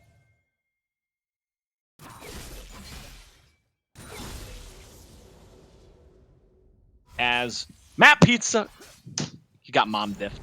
So solo cast, we're going to see the Nocturne. He's going to be going in. He's going to land the Fear. That's going to be on to the Mordekaiser. He's fleed into the taunt. He's going to be going down. No death round. Wasn't able to isolate anyone. That's going to be a pick for the side of TFA. Now Swag Money Boy on the top side should be able to protect the tower. So it's just going to be a kill going over. And that is going to be it. Drake going to be spawning in 1 minute. And Clutch, this is the Mountain Soul. That's gonna make the Shen ever so tanky. The Nautilus is so much more tankier. And BD really need to be careful as the bot lane is now topside, and if they overextend, this could be a fight that they lose. Okay, here we go. They're going to be looking for the engage. They're going to be going onto the Braum. Remember, Braum has no flash from the play on the bot side. He will most likely be going down. Even gets the jump off, but it's not enough. And TFA have now increased their gold lead to 5k. 30 seconds until this dragon spawns. And like we said before, TFA weren't doing that much. BD was hanging in the game, and now all of a sudden, disaster strikes. They were overextended in the top side, and they lost a few members of BDE to that. And with that, the gold lead is now starting to snowball. The Nico is so strong. The Tristana is strong. The Nocturne is strong. Everyone, essentially, on the side of TFA is really strong. Now, if you're BDE, right? How do you win this game, Clutch? What do you have to do? Because this, I don't see them being able to pick off champs like TFA was able to in game 1. So what can BDE really do to get back into this game? Yeah, you need to start splitting for objectives. As you know what, they just say we're gonna out team fight you. As now they're all gonna be showing up. We're gonna see a 5v5 for the third dragon. It's gonna be going down. It's getting very low. Paranoia going to come out, and now the fight's going to begin. Power soaking up so much damage. What the Nico though? That's gonna be the taunt, and so much damage gonna be coming down. Raining Wolf's gonna be on the backside. Watch Harem issues as he's going to be staying alive. Shut down to Paro 4. It looks like BDE is maybe winning this one. They're gonna be winning the miracle fight. Olito Mega's gonna be going down. Dagnira, he's taking a lot of damage. He falls. Is it gonna be an ace for the side of BDE? The answer is yes, Matt Pizza. That is how they come back into this game. I guess, I splitting no, not just out team fight them, I guess, I don't even know what to say. Like, Randy Wolves was definitely mispositioned here, right? He did walk up. Look at him. He's just going straight for the Ezreal. And unfortunately, Ezreal was just able to kite him out. He's just going back. And then you have to be so careful of the Renekton and the Mordekaiser. The AoE damage coming in from both of them. And that's so much damage. And then Ezreal, look at him. He just gets the free hit. The Shen did his best, but it wasn't enough. Yeah, and then boom, easy triple going over. Hear that? Boom, says Matt. It's a easy triple going over Wait for a minute, Raining Wolves though, he finds one. Oh no, BDE just finds an amazing team fight. They have to pull off the Baron. They have to go for the Shen. Nocturne's now here. He doesn't have the paranoia. If they go too deep, they could have just thrown the game.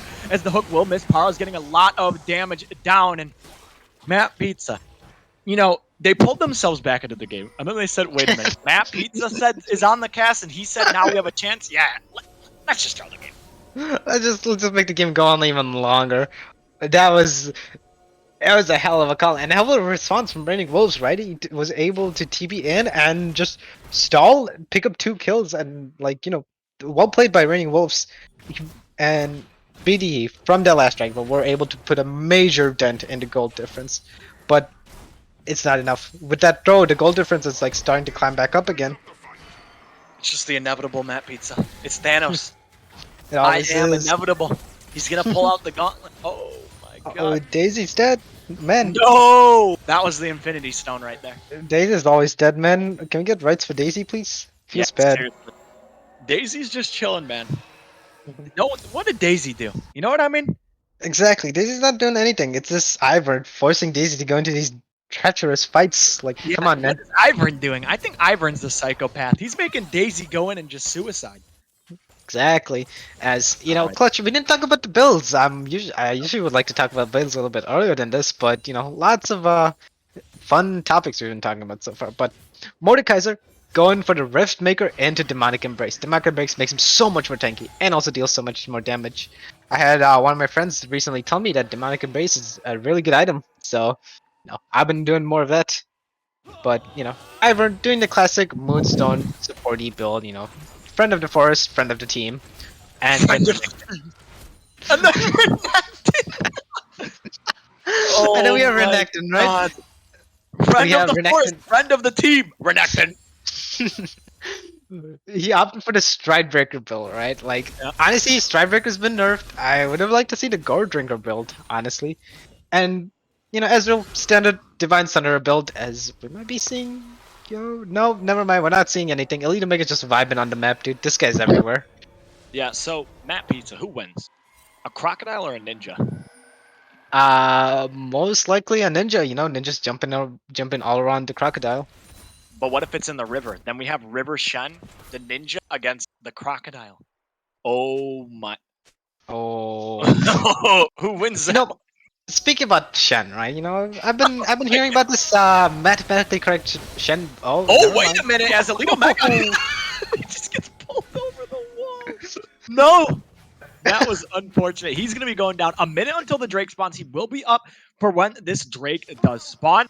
But that was a little weird. He got like pulled. He got like flipped. My man just was like, "Where am I?" And he just ended up falling in that one.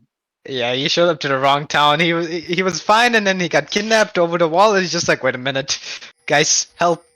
And no one was there, unfortunate. That was But really funny. yeah. So like I was saying, a mathematically correct Shen build, right? The Divine Center, Nash's suit, adaptive help. You know, pretty interesting tech that I've been seeing is they're just gonna do Baron. Yeah, it looks like TFA is just going to be starting up the Baron here. I mean, they're going to be able to pick it up. BD has no clue. So TFA, now they're going to get the Baron. They have that one for themselves. Now for the side of BD, they have river control. They can pick up this Drake, deny the soul, and it looks like that is what's going to happen here. Yeah, and if you're TFA, you don't need to contest this dragon. You got Baron. You can make use of the Baron pressure. You can push down other lanes, like they're doing right now. Shen pushing down the top lane, Nocturne hovering him. 3 members of TFA going down mid, and now BD, they have to reset before they take this fight, otherwise they're just gonna lose with all the gold they're just standing out. Yeah, we'll see what's going to happen here. Looks like the side of TFA, they're trying to pressure mid, but now they're going to be backing off. That's going to be the paranoia used to disengage. They want to get out of town, and it looks like it is going to work. They're walking through the jungle, and now they're going to be sitting in the bush. Swag Bunny Boy, he will spot them out. Will he get engaged on is the question. Elite Omega misses the hook, and now they're going to disengage. They're going to walk out with the Baron. How much will they be able to get is the question. And nothing, pretty much. I just walk out and they're like, alright. They were able to just push down the turrets, get a huge chunk of damage off onto the mid tier 2. But, nothing crazy. And they're gonna reset and they're gonna try to go for this all over again. Clutch, like, they still have Baron for another minute, 40 seconds, and, they don't need to do anything. Whereas BD, they need to hunker down. They need to turtle. There's still a 5k gold gap on the scoreboard. And as we get later and later into the game, Renekton continues to fall off. Acton is kind of falling off, and BDE, they're still on Soul Point. They are 5k ahead. They didn't really get too much with the Baron, it seems. Now, the later and later this does go, one team fight can just be the game because of the death timers. So maybe that's what BDE is just hoping for. They're just hoping to coin flip one fight and then win the game. As now we see Para going to match Dag Nira in this one. And yeah, I mean, Azrael is actually pretty strong. Harem issues on the Azrael 3-1-3. Now we'll see if Dagnir is going to face check the Mordekaiser. It looks like he is. That's going to be the pullback. Dagnir is going to get ulted. Para goes for the wrong one. Will he be able to kill? He's just going to back off of that one, and that's going to be it. Did he actually? Oh no, he didn't even. He didn't even know. Yeah, it got cancelled. Oh my It looked God. like it was getting ulted, but then Nico W just, restarted the ulti. So, still has the ult, but didn't get anything off other than the flash from Dagnero. Gonna be huge in this next team fight, though. Yeah, and I mean, 2 minutes and 40 seconds until really anything spawns. As you see in the top right, you look at the Baron power play, it was only 1.8k. They really weren't able to find too much off this. As Maybe now they found something, as that's going to be Ezreal going to be going down power 4. Does ult Reno. We'll see if he's going to be able to kill Reno. The answer is no. The pullback is not enough. It's just going to be Ezreal going down. Summoners burnt for the side of BDE, and we're able to pick off the Ezreal from the side of TFA. And as that might, oh, that is the end of that story. All right, thought we might be seeing a little bit more of the fighting, but yeah, Raining Wolves, right? The Shen pick doing massive work. The Shen into one of his worst matchup comes out on top and is now a split push menace, right? Like he's gonna be doing so much damage and he's not gonna take any damage. And Mordekaiser, he's doing his best, but he still needs a few more items until he can like fully just take over team fights. yeah, and that's going to be the taunt coming through onto Vinny, taking a lot of damage. So now the team is showing up from the side of BD, maybe looking for a pick, but now the mid lane's going to be pushed in. They're probably going to lose this tier 2 turret, so they weren't able to find anything. 1 minute and 30 until this Drake. Obviously, that's going to be the fight that probably decides the game for the side of both these teams. And 1 minute 30 on the drag, like you said, and then 2 minutes on the Baron. So with whichever team is able to win this dragon team fight is also able to get that Baron and able to do so much damage to the other team's base. For the side of BD, if they are able to win this fight, they get the Drake, they deny the soul, they get the Baron, they're right back in it. TFA, they win this, they get the soul, the game's over. They just win. Like, it's going to be so hard for BD to come back. Now, the last time there was a team fight, BD was just able to out team fight them despite being down in gold.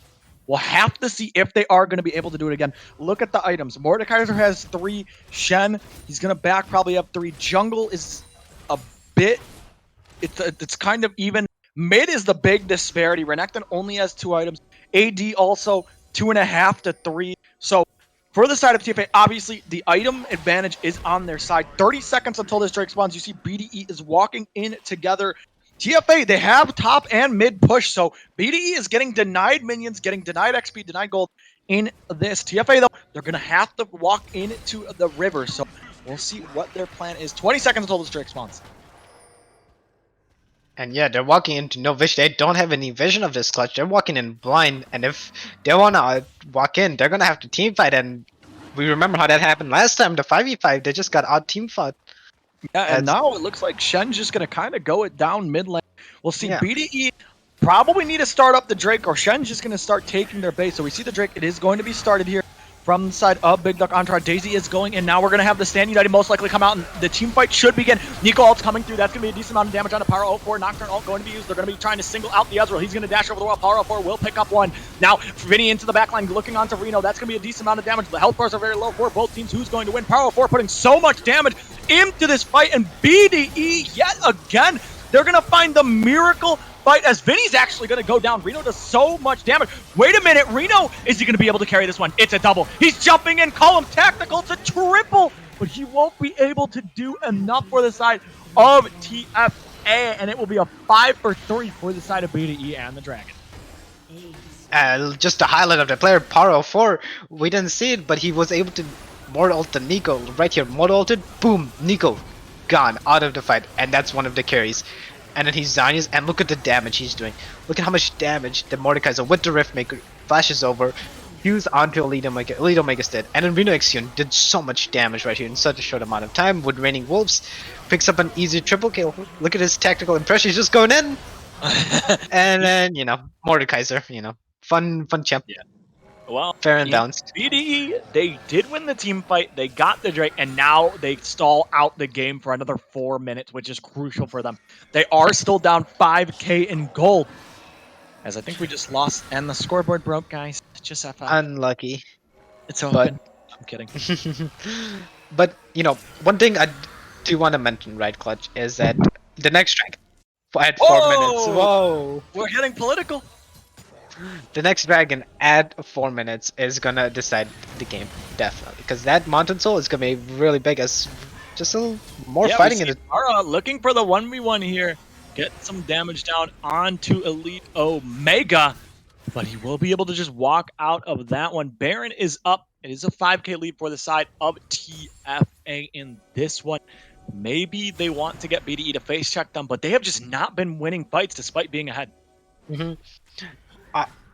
Honestly, if TFA wants to win these fights, they need to pick. They need to win through picks. They can't win through these head-on team fights that they've been trying to force. Like, although the Shen was once ahead, Power 4 is now in the game. He has the Riftmaker, Demonic Embrace, Zanius. He is so tanky. He is not going down easily. And the amount of damage he's putting out is insane. And then Vinny just going into the backline, causing havoc. He's just like, he may not be able to kill anyone, but he's doing damage to Croc. Yeah, I mean, this game is so close. I mean, yes, TFA is ahead in gold, but this game is insanely close. 3 minutes until the dragon is going to spawn. We see Raining Wolves, he is splitting. Level 18 should be coming in soon for a lot of the soul laners as we see. As now we can see the side of BDE. They're closing in on the Baron. They want to get vision. We'll see if they're going to be able to pick it up. Possibly. Now Shen isn't there, but he still does have the Stand United available with them. The Nocturne Shen combo is there, and if BDE all walk into a choke, right, into that my bad, into the choke point right there, Dagnero with the Nico ulti is going to be able to put on so much damage into all 5 members. But unfortunately, the sick both teams decide to back off of it, and we're not going to see any fights. Yeah, we're allergic to fighting. Don't want to fight. Don't want to throw the game. I mean, think about it, right? You're TFA, you lose this game. You're now down 2-0. So definitely they don't want to throw the game. They're like, no. We're playing it safe. And BDE, they've got a little bit more room. You lose this, it's 1-1. But you win this, you're up 2-0. And you're on match point for this one. So this game does mean so much for TFA. I mean, in all honesty, this game means a lot to both teams. You know, the mental advantage that BDE gets over TFA if they win this game, and then TFA being able to pull it back. You know, really close game though. Completely different from game 1, from what we saw. Right, game 1 was just a complete one-sided show. I can't lose a sidekick. Not again. As This now game pings is- are coming out for BDE. They're going for the barrier. They might even try to do it, as Morgas is in the bot lane.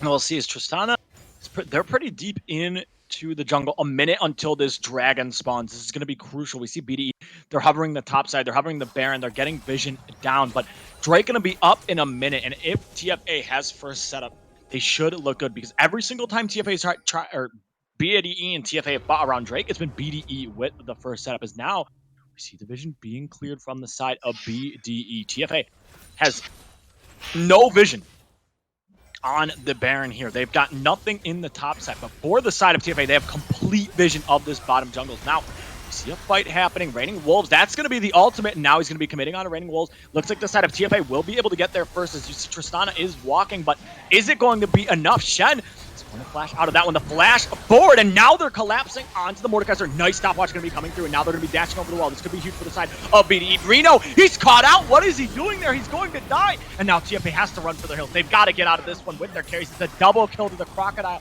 Will it be a triple? Nico is able to run away. The flash Q does not land, and that's going to be the soul going over to the side of BDE.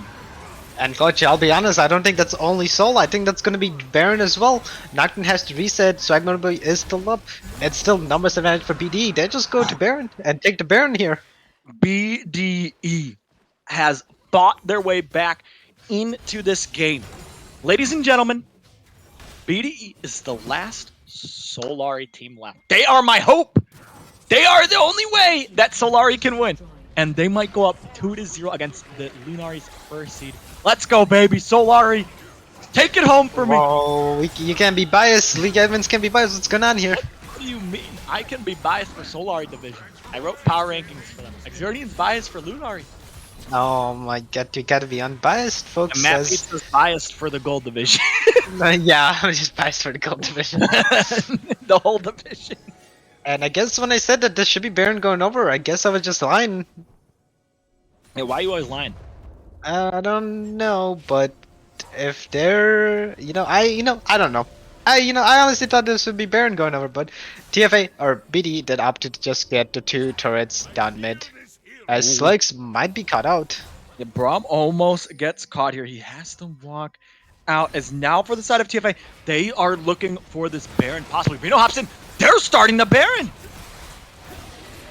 And they don't have any wards right now, as Slicks is trying his best to force Can't him do off, anything. but no wards on plays, then Paro isn't able to TP in. Vinny trying to stop any backs that he can. Oh, he's gonna go in 1v3, and he's just gonna Really? die. But now the team is here.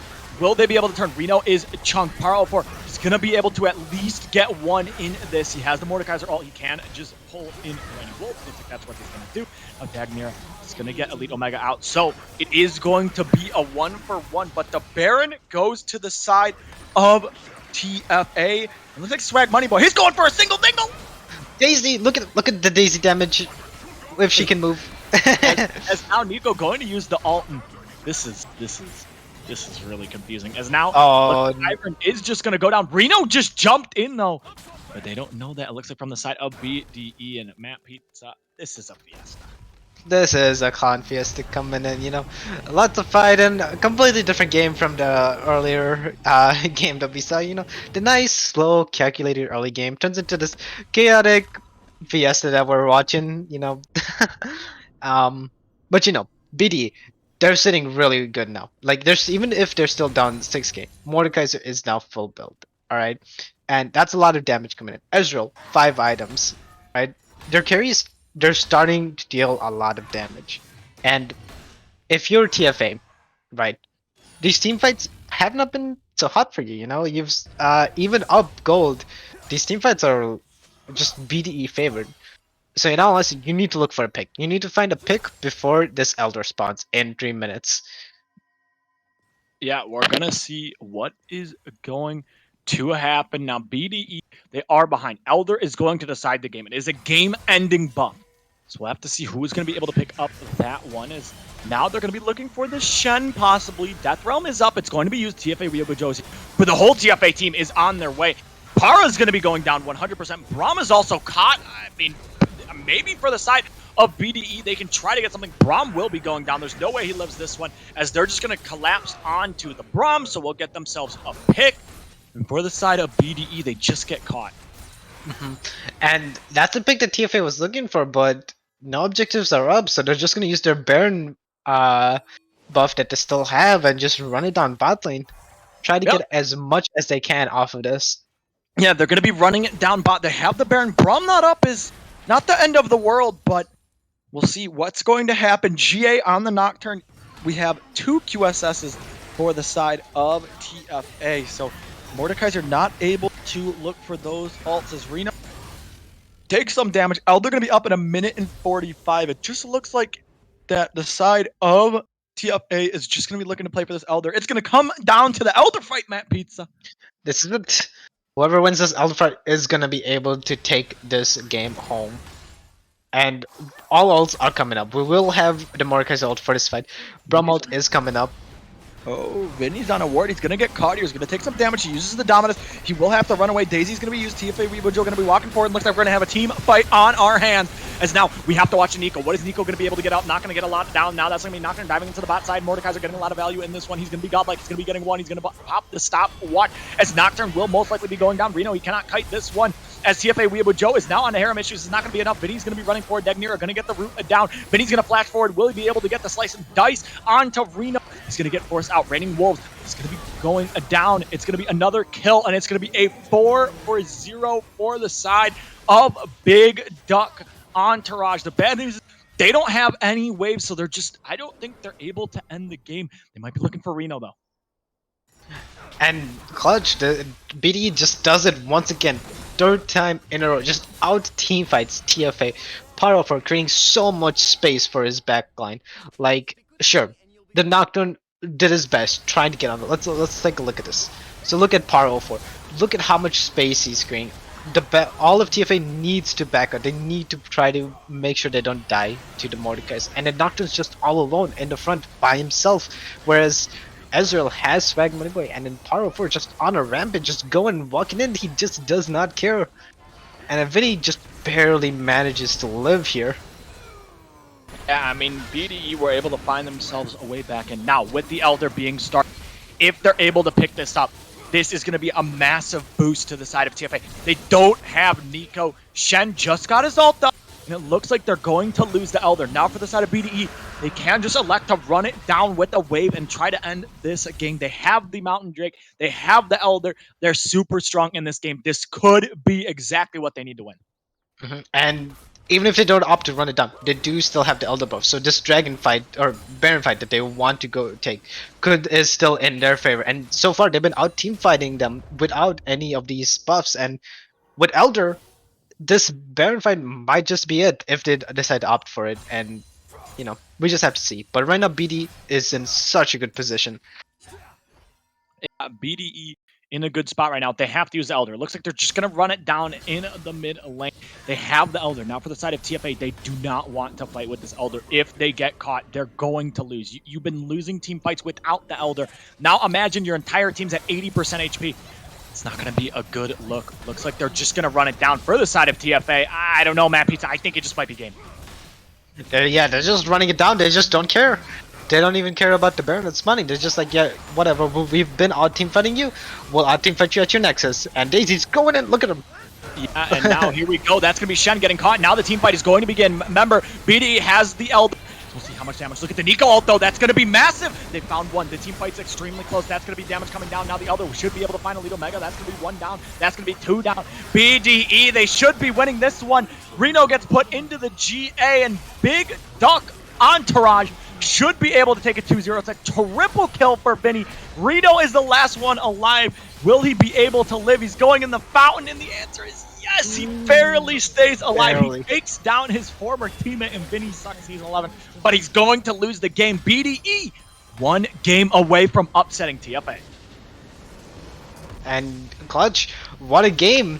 What a 50 or 47-minute banger that we've watched. It was such a... In all honesty, early game, TFA played that so well. The early game, right? It was so much better for TFA. They were able to get leads early on. They were able to get the Shen ahead. They were able to get their mid laner ahead. But unfortunately, when it came to team fighting, yeah, Mordecai just was just like, hey guys, what's up? I'm not going to die, and I'm just going to roll over everything. And it's just such a good play by BDE, right? Like they played really well, played to their win con, and just our team fought them, I guess, and they were able to win. Yeah, and for the side of BDE, they were able to come back. Now 2-0 up in this series. They just need one more to advance to the finals. The miracle run for BDE, and for the side of TFA, this is it. They've got to win 3 in a row to keep their season alive. They've got to think of something. Even when they neutralized Vinny, his teammates were able to step it up. Pyro 4 in the top lane had an exceptional game. So TFA, they've got to think of something. What is the plan coming into game 3? That's what they got to ask themselves. We're going to go to a short break. But when we come back, game number 3 of TFA versus BD.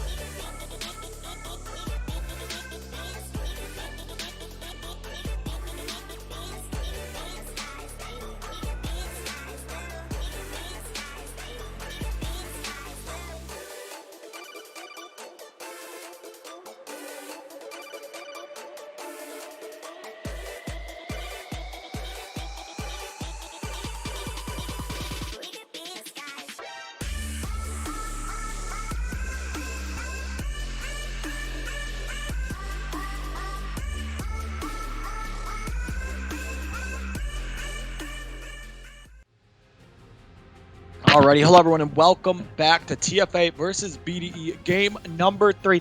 BDE up 2-0 in the series. We see TFA just targeting Vinny in this game. Already the Aurelia, already the Diana, and they throw Ivern this time towards Swag Money Boy in the jungle. For the side of BDE, the Ezreal, the Fiddlesticks. We'll see what the next ban is going to be, if they're going to keep it the same in this one. TFA down 2-0. They've got to find something. And in all honesty, Clutch, if you're TFA right now, the dive comp really hasn't been working out so well, so I really hope we don't see a Nocturne pick at all. I really hope we see something else. I hope we see some scaling picks such as the Ornn, the Kale, something that can, sit back, relax, and enjoy the 50-minute game we just witnessed. Yeah, we'll have to see, as looks like for the side of TFA, they're really thinking about it, is they're just going to pick up the Nautilus for Elite Omega. And, I mean, this Nautilus pick last game did wonders for them, right? It got them so many leads. Vinny was put behind it because Elite saw the roam tempo, went mid, and was able to pick up a kill for, he was able to pick up the kill against Vinny. So, a solid pick coming in, and then BD decides to run it back on the Mordekaiser pick. Yeah, Mordekaiser being locked in again. Paro for an exceptional game on the Mordekaiser, so getting that one for himself is very good for the side of BDE. Now, TFA, don't pick Shen into Mordekaiser again, please. Even though your top laner did good, it's not the pick. Pick something else this time. Yeah, pick something that can, help team fight, because that's what we've seen a lot. That's what BD likes to do. Oh, TFA. Maybe we see the Gnar come out. Now, you know how much... You know my opinions on Gnar. Oh, the Alawi! Oh, okay. The Alawi! They're just hovering right. I thought they were going to pick the Alawi. I thought they were picking the Alawi, and I was about to be like, oh, TFA. You were about to say some stuff, as it looks like... I don't even know what they're doing. They're just picking the listener. No. Look, guys. Okay. And we're going back to the Gnar. Alright, so it is the Gnar pick. You know my opinion on Gnar. Okay, I'm not going to say anything. But the Gnar being locked in for TFA. And we'll have to see what the third pick is going to be. It looks like they're just going for team fight again. They picked the Tristana. Here comes the dive yet again, Matt Pizza. We have the Nautilus, we have the Gnar, we have the Tristana. Let's all jump in together, holding hands right into Mordekaiser's passive and just get shredded by it. It's so sad to see. It's so sad to see. But yes, BD, Aphelios, the Aphelios Thresh coming in. Yeah, if I'm the side of BDE, right, like, we just wait to scale again, right? Like, our team fights are just going to be better. We scale very hard. Now, obviously, TFA can pull it back and draft. They can pick some of these picks that are going to be very solid for them. But the Aphelios is very good into dive comps. He wants the other team to run into him. And with the Tristana locked in, like, this was something we were talking about game 1. You could flex the Tristana mid, but the Amumu banned away. The Nocturne also banned away. So we're finally going to see Weebujo on something that is not the Nocturne, because I believe we played it 2 games in a row. So we'll have to see, because Swag this game has really shut down Weebujo. Like, Weebujo has not been able to get much things done on the map. Seraphine also going to be banned. We'll see if TFA is going to ban another mid, because Vinny obviously hasn't locked in his mid laner. They're probably going to give him counter pick. So we'll see what is going to be banned here. And if you're BDE, you've been out team fighting TFA right now. So in all honesty, you don't need to change. You don't need to do anything to like switch up your draft, you can just keep picking these team fight oriented champs. The Aphelios works so well into a dive comp. They have to run into him. Aphelios right there, haha, how's it going? Red gun. And yeah, he just does Aphelios things and just nukes TFA. And if you're TFA, you really need to like wonder why your coach is picking you dive all 3 games in a row when it clearly has been working the first 2 games. Granted, game 1 they were already behind, and game 2 they were ahead, but then they got behind with the dive comp. They just aren't able to execute it perfectly, as Hecarim is gonna be locked in for Swag Money Boy in the jungle. Yeah, BD going to be locking in the Hecarim. Swag Money Boy, we'll see how he's going to perform on that pick. And for the side of TFA, what are they going to pick here? They have the counter pick on the jungle. What is their pick? You are on match point. One more loss, you are eliminated. So we're going to have to see what TFA is going to lock in this B4 slot for themselves. They're going to lock in the Viego, it looks like, and they're going to have to pick an AP mid, because if you look at their comp, it's like all AD. It is all So AD.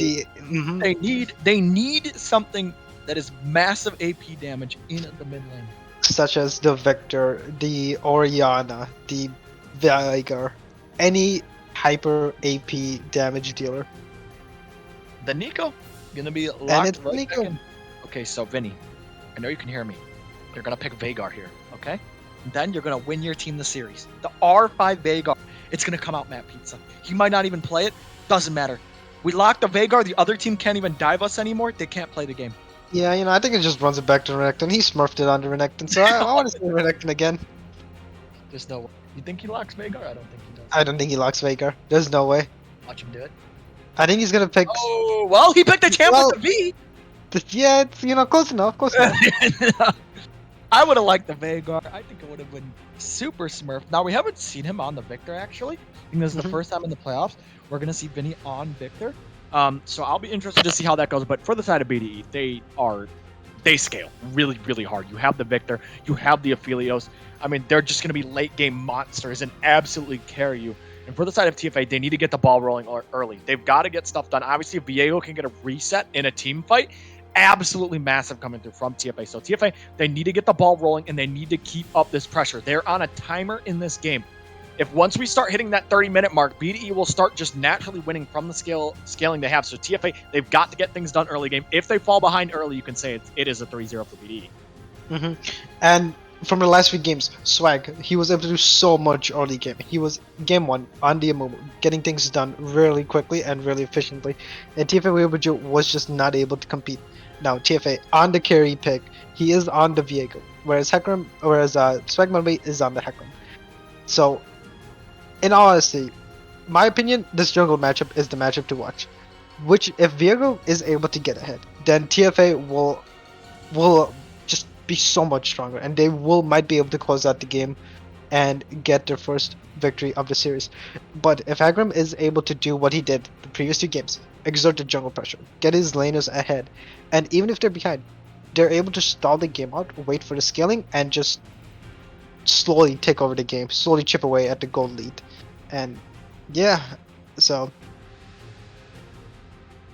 We'll have to see how it's going to go. Guys, at least it wasn't R5 Soraka. All right, we've seen. I like the R5 Zillion. Can we? Wait, what do you mean Can the we get R5? Hold on, guys.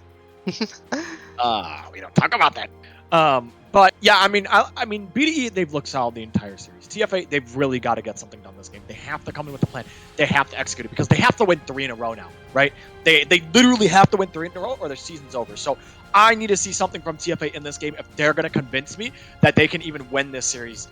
Because right now it just looks like that BDE is just steamrolling TFA, and TFA really doesn't have an answer to their play style. We're going to go to a short break, but when we come back, game number 3, TFA versus BDE. TFA's lives are on the line. So we're going to see what their plan and how they do in game number 3.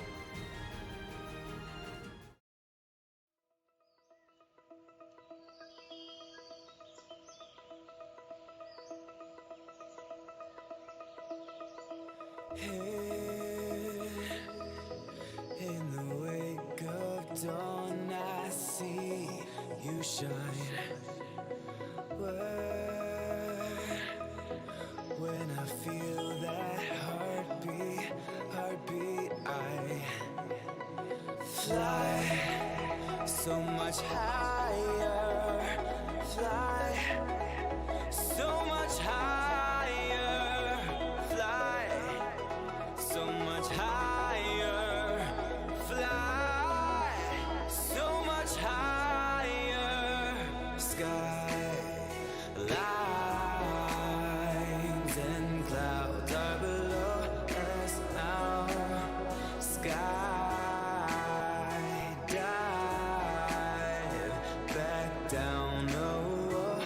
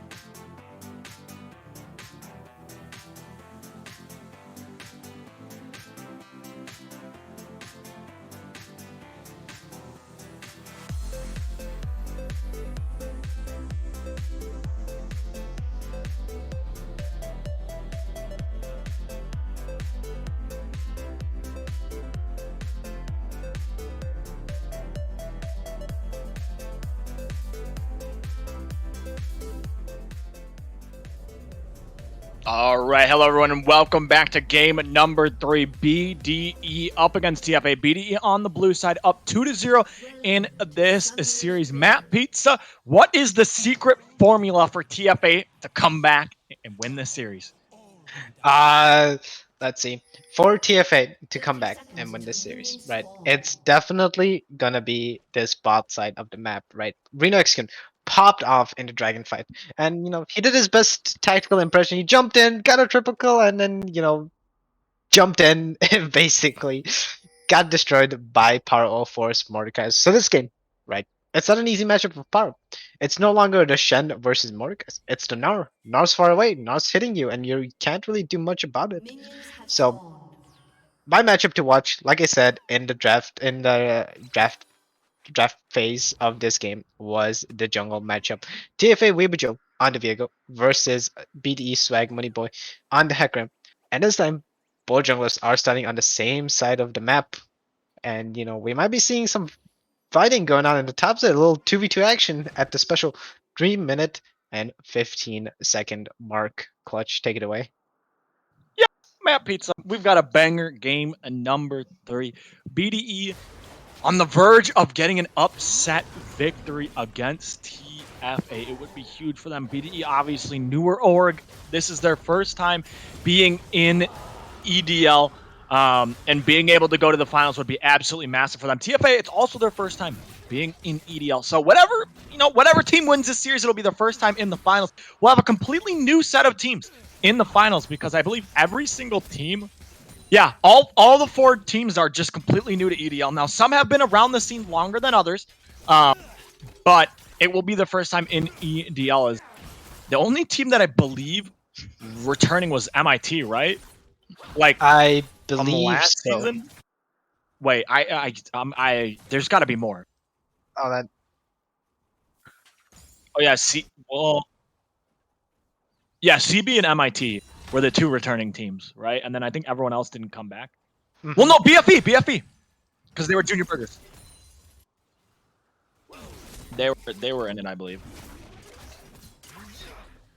Oh yeah, Haven was like SG 2.0. So we had some old faces. Yeah, but Matt Pizza, this is it. All right, we're gonna have to see how these teams are gonna play. Both junglers pathing to the top, so it looks like Hecarim is a bit ahead here, in the clear. So we'll see if he's gonna be able to get to the top lane first. Maybe look to make a play there. And Nara's going to be pushing in, and he's going to be mega soon for this fight if Vega does choose to fight for it. Now, Hecarim, like you said, he is a camp. He's not L camp. He's 2 camps ahead of Viego. So, let's see if Swag Money Boy is going to do something with it. Yeah, we're going to see the play coming in on the top side. We're going to be looking for the Gnar. Gnar is about to go mega here. That's going to be some CC coming through. And now TFA Weibujo, he's back on the top. Raining Wolves, maybe looking for some CC. That's going to be first blood going over to TFA. It's going to be traded back. And now Viego, he has the soul to take it. He's actually going to elect to not take that fight. And it's going to be a 1-for-1. Oh, okay. And little close.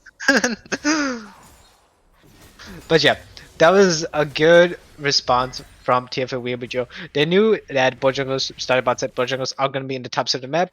But TFA Weibujo elected to not to do too many camps, just do the scuttle. One scuttle was done, look to counter gank Swag Money Boy. And as the fight's breaking out in the bot side.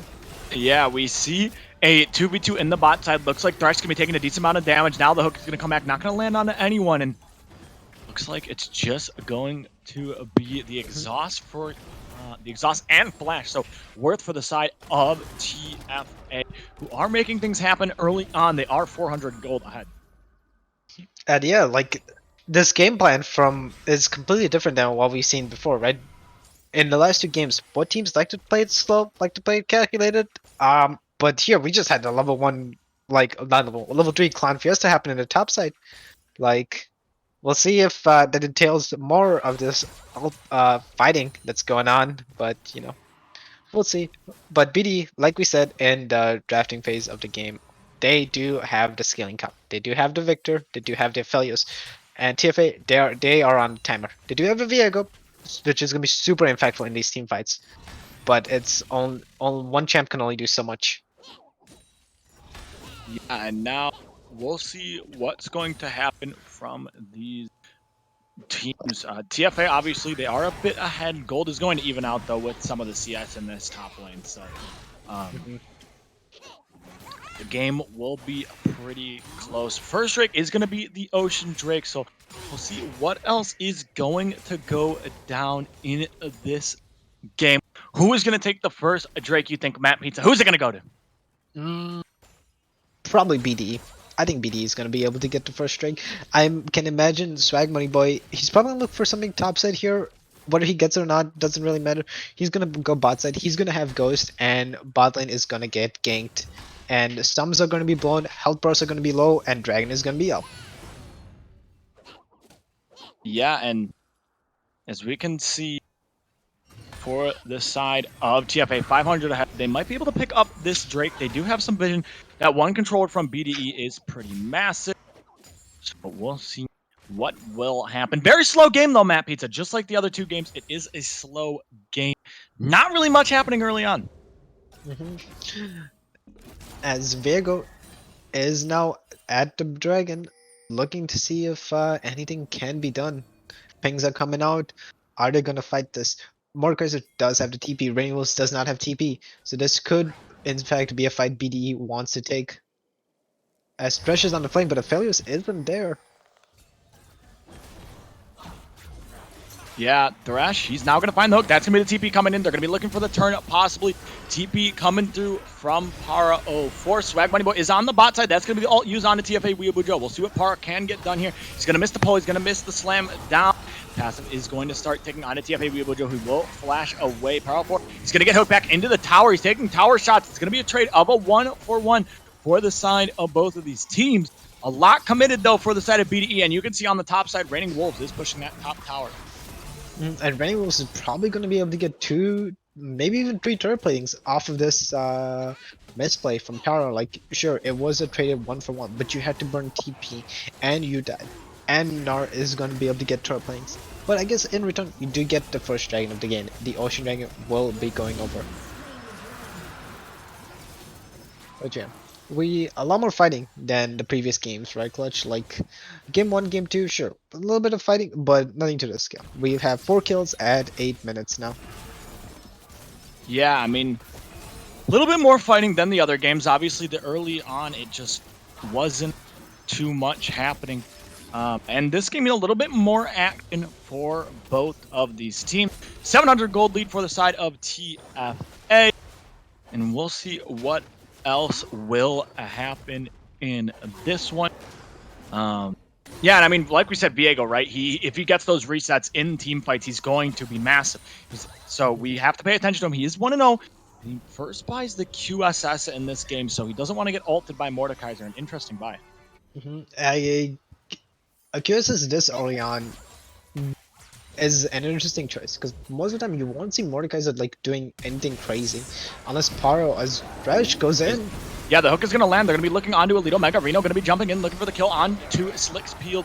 Will he be able to get it? The answer is yes. Reno will find one. Harem issues. He's trying to kite as he knows Swag Money Boy is on his way. And now Swag with the ult in. Nice flash from Reno. They will be able to find the Nautilus for sure. So it's going to be a 1-for-1 for both these teams. As Alito Mega, he's just going to run into the tower. He'll just accept his death. He will be going down. 1-for-1s in every single fight we've seen. It's yeah, like we've seen, both of the teams want to do something, but the other team is just responding so well to it.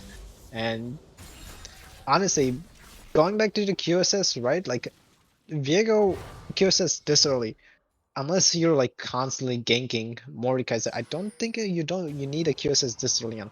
Like, sure, later in the game, as the game goes on, as these objectives are up, as these fights, 5v5 team fights are happening, a QSS done, yeah, you probably should get it.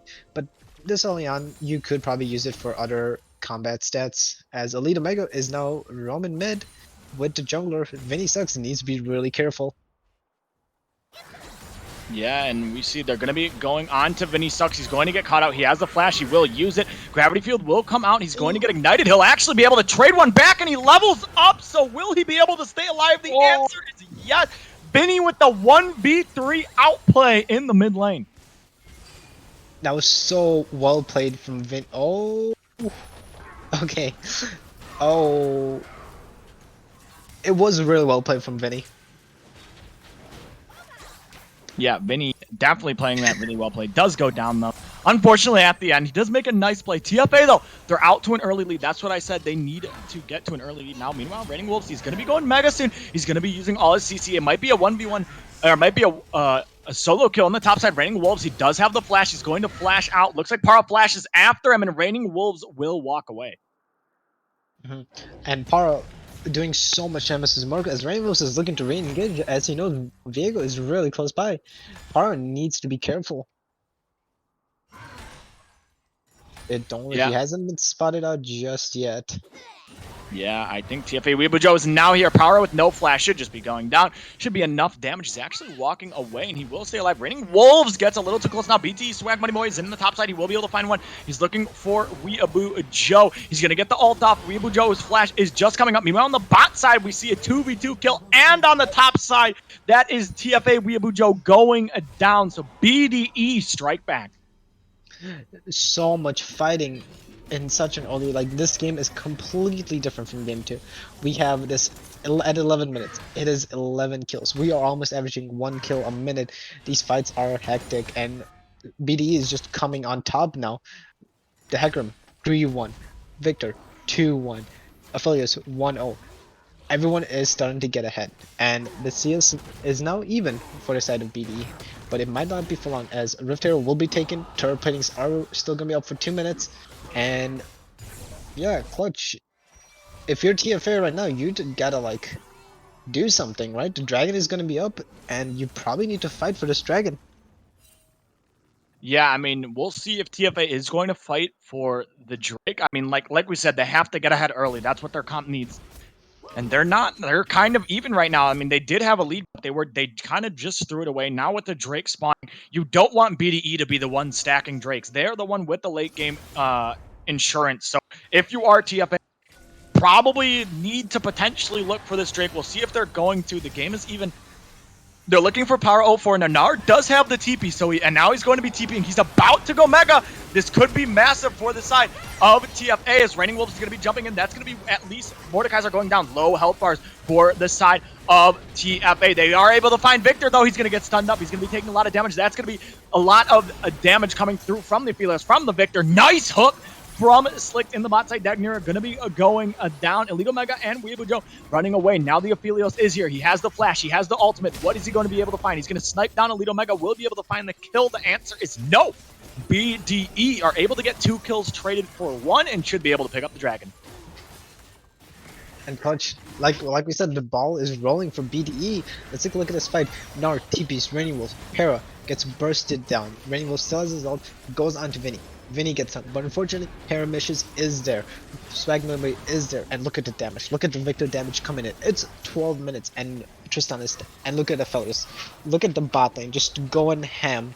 The Thresh flashes forward, the Lantern coming in, and they're going for more. They are bloodthirsty.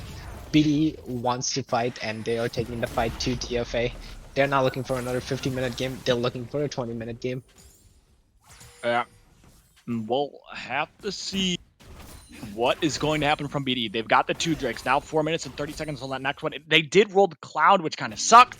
They would have rather had the Infernal. But they're still in a good spot in this game. Vinny has completed the loot and Zac. He's looking strong in this one, and we'll see what they're going to be looking to do. Now, Hecarim is on the bottom side of the map. Nico should be able to get the first tower. That's going to be the Lantern coming in. The hook will land. Didn't actually pick up the Lantern. Now, Heramishius does have the ultimate. If he is going to use it, he's going to be going on a Reno. Double Root going to be coming out now. They're going to be looking for Reno. The slows are coming through. He does have the flash if he needs to. He's going to burn the heal. That's going to be the ult being used. He will find one. Nicely played from the bot lane of BDEs. They get a double kill. BDE's bot lane is not holding back. This is it. It's late at night. They want it to be over. They want the 3-0, and they're trying to force it. BDE is now up 1k gold, and the ball is rolling for them. Aphelios 4-0, Victor 3-1, Hecarim 3-1. And if you're TFA, your only saving grace is the fact that you have a Viego. And you might not even have him for long as he's just caught out. Yeah, he's caught out. He just immediately goes down. Matt Pizza, I mean, this is looking like the end for TFA. It's looking like BDE is going to take the win. It's a double kill to Swag Money Boy, and I'm thinking it's going to be BDE UEA Finals, Matt Pizza. I think it might be as could we get an update on the other side of the 3-0. bracket? 3-0? Yep. 3-0 Dream, I heard, yeah. did put up a good fight, though, even though it was a 3-0. Hmm. I mean, I just don't want to, like, since we got some downtime here, let's talk about the wave line a little bit. I wonder who said 3-0 UEA and who, just, since I'm on the cast, I guess I could, like, flex a little bit. But, back to this game, right? Player code, Swag Mode, spearheading all of BD. He's got BD in his name. Of course, he's gonna be spearheading it. As Here we go. They're going to be looking on Vinny. Vinny does get caught out here. He's going to flash. He's going to get jumped on, and he will die from the bomb, most likely, as Reno will be able to pick up the kill, get himself some gold back, and that is very big for the side of TFA. Unfortunately, Swag Moneyboy was on the other was quite far away from Vinny, and the bot side was, bot side. So no one there to really help out Vinny in his time of need. And honestly, we got 2 minutes until Cloud Drake, 3 minutes until Baron. So probably won't see that much more fighting unless someone is caught out until those objectives come up. And if you're BD, you've been odd team fighting TFA for this whole entire series. So in all honesty, at this dragon fight, I would not be surprised if they come in and just try to odd team fight with this huge lead that they have. 5-1 Hecarim, 4 failures. And like, sure, for the side of TFA, they're CSing pretty well. They're trying to keep up in gold, but now the 1k gold gap turned into a 3k gold gap, and it's gonna just keep on rolling. Yeah, we'll have to see. BDE, they've just looked pretty solid this entire series. Now, we obviously know UEA is going to be in the finals regardless. They did take down FTD 3-0. So if you are BDE and you're up against UEA, UEA has looked like the best team in the league. They have looked extremely solid. And BDE, they're going to have to come in with a plan if they do win this game. How are we going to beat UEA? Because UEA are the titans of the league and BDE are the underdog. As we see a 1v1 in the top side, and Raining Wolves is just going to get flashed on. He's going to get autoed to death.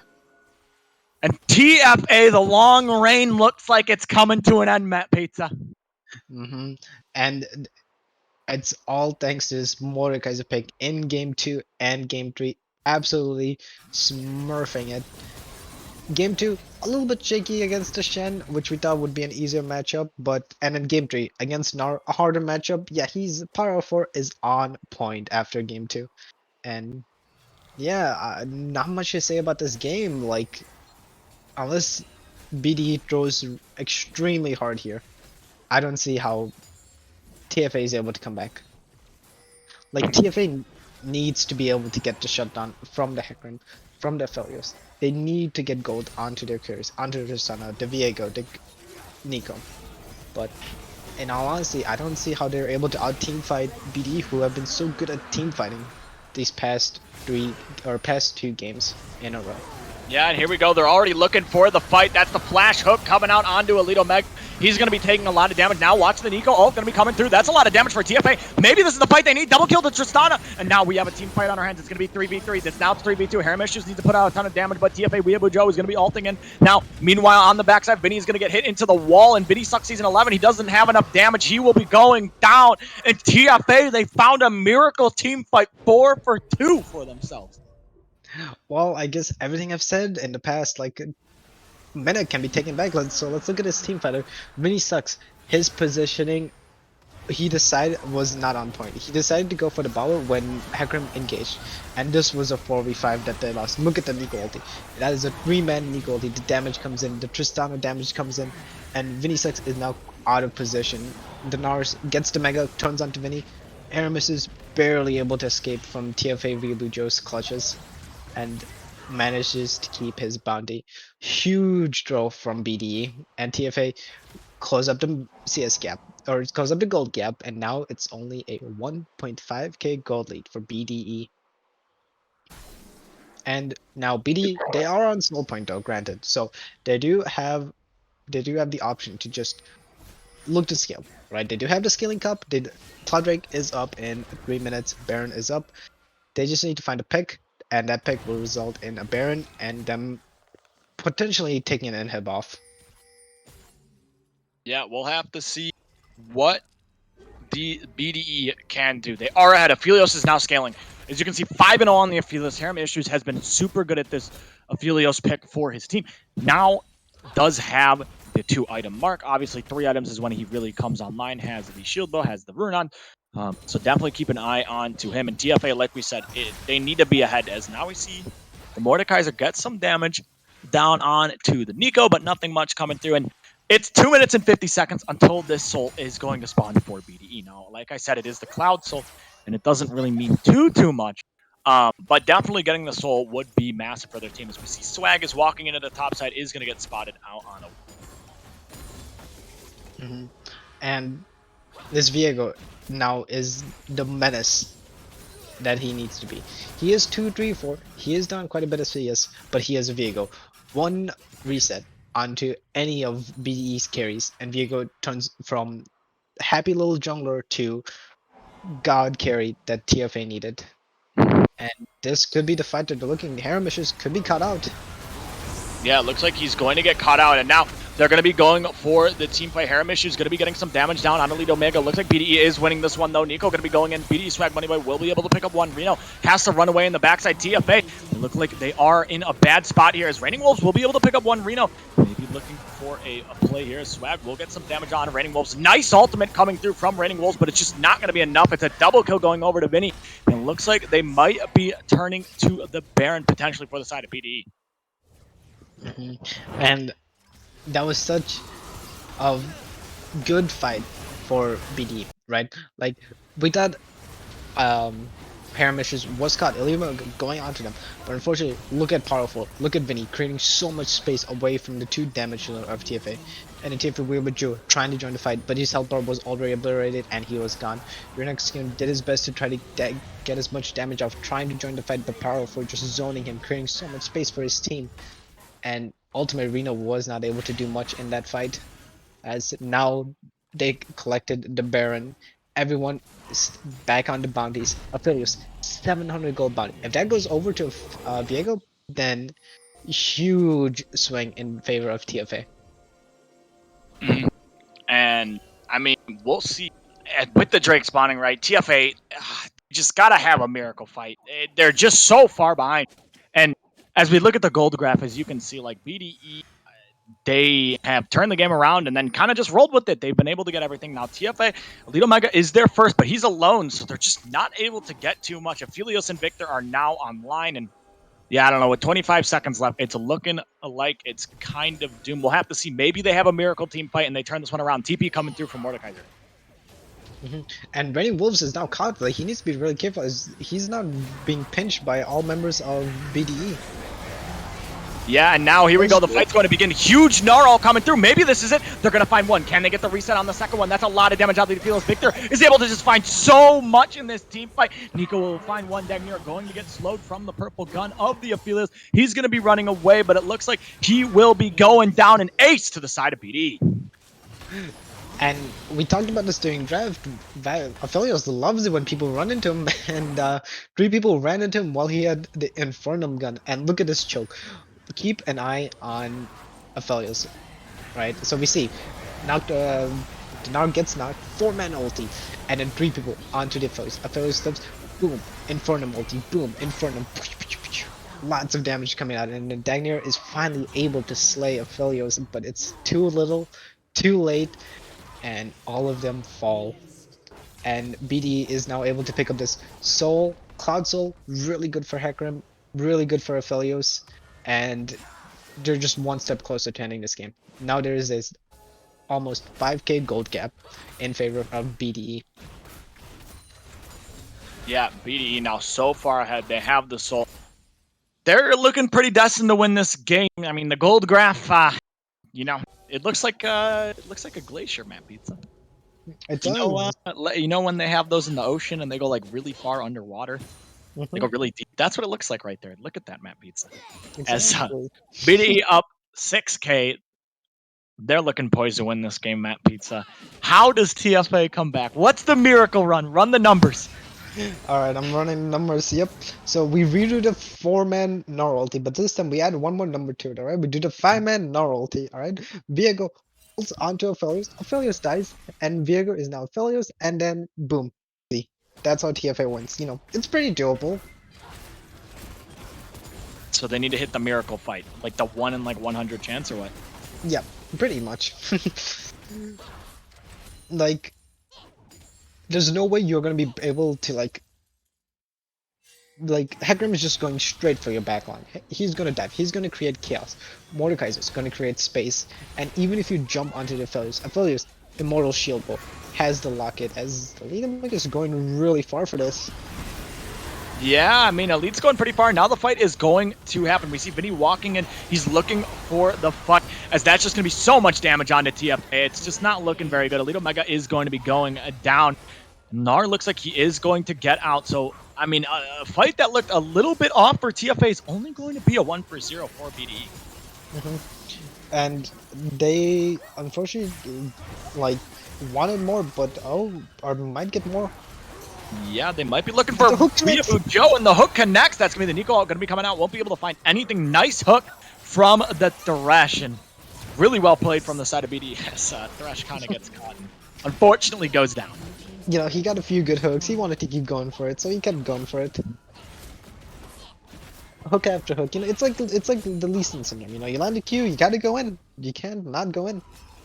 As everyone for the side of BD looks to reset. The Baron has been up for quite a while now, and now it is almost a 7k gold gap in favor of BDE, and all that's missing is just them taking turrets, taking towers, and looking to close out this game. Yeah. We'll see what is going to happen if BDE are going to be able to force game, not game number 3, be able to force going to the finals. They're up 2-0. They look great this entire series. And will they be able to play? Will they play UEA is the question. With the win here, they would be able to do it, Matt Pizza, and that would be an absolute banger of a finals for sure. Of course, as now we're just in the downtime, right? Objective Baron is up in 30 seconds. Elder is up in 2 minutes. BD, they are really strong. They could just force this Baron as pings are going off, looking to try to catch the Gnar, pushing out top lane, and looking to get the Baron. 20 seconds on the clock, and BD pushing down mid lane, setting up for the objective, and trying to get Baron to end this game out once and for all.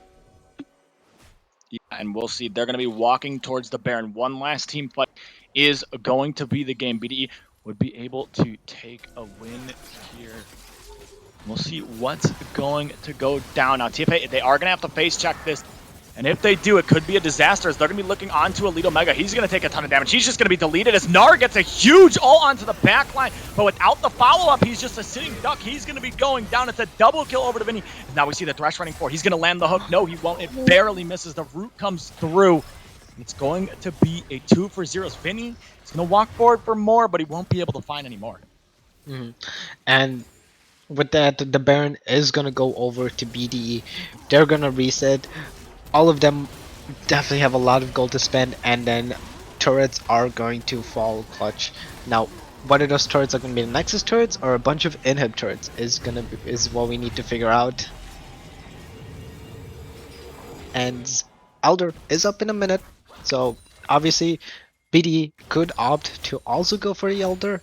They could play it safe, or they could just run it down as pings are going, and it looks like they're gonna look to opt to play it safe. They do have the Baron buff, they are looking to get the Elder buff as well, and hopefully they will be able to close out the game after. Yeah, I mean, this is probably going to be the game. It looks like the side of BDE will be able to pick this one up. 20 seconds until it's going to spawn. BDE with the Elder here would be able to win. And we'll have to see if they're going to be able to pick it up. TFA Weeaboo Joe, he has to pull off a miracle in this one. So we'll see what's going to happen. Not 8 seconds left, and Gnar's not going to have Mega. And Lito Mega just loses his entire HP bar. And he's dead. Oh, Elite Omega just gets absolutely one shot from Vinny when he's doing so much damage. Look at him. Oh, Viego's dead. Yeah, And I mean, yeah, that's just the game, right? There's not even much more to talk about. yeah. They're just gonna look to with double buffs with the Cloud Soul. They're just gonna look to run it down mid lane. TFA only has 3 people alive for them. Parrot can just just go in any hook lands. They're just dead. Yeah, I think this is going to be the game here. It looks like the side of BDE is going to win this one. And BDE going to be going to the finals as Reigning Wolves. He's going to be running away, and that's going to be the dive going on to him. He's going to get ticked down with the Elder Buff. Nico going to be going in, going to land the Pop Blossom, but it's just not going to be enough. That's one down. BTE Swag Money Boy will be able to find one. Now with Reno is going to stay alive. Miyabujo has to run away. Harem Issues getting so much damage. That's just another kill. BDE Silver will be going to the finals up against UEA. And yeah, a little last minute shenanigans, last minute, padding the stats, nothing too crazy. And there it is. All members of TFA fall, and BDE close out the series with a quick and easy 3-0. Yeah, I mean, BDE definitely looked like the better team on the day they come in. They look very solid round one, and I mean, they just take the 3-0 over TFA, and now TFA is eliminated from the playoffs. It's going to be BDE UEA finals. Matt Pizza, you got anything else to say? I don't. Both teams played exceptionally well, and I'm glad I could enjoy my Friday night with you and Exernian in this stream jail. Scream jail. Oh Bro, my God, Matt Pizza. The chains. the chains, anatomous chains. Yeah. All right. Well, BDE UEA finals next week, Friday, should be an absolute banger of a match. Thank you guys all for watching, and we will see you guys next week. Peace.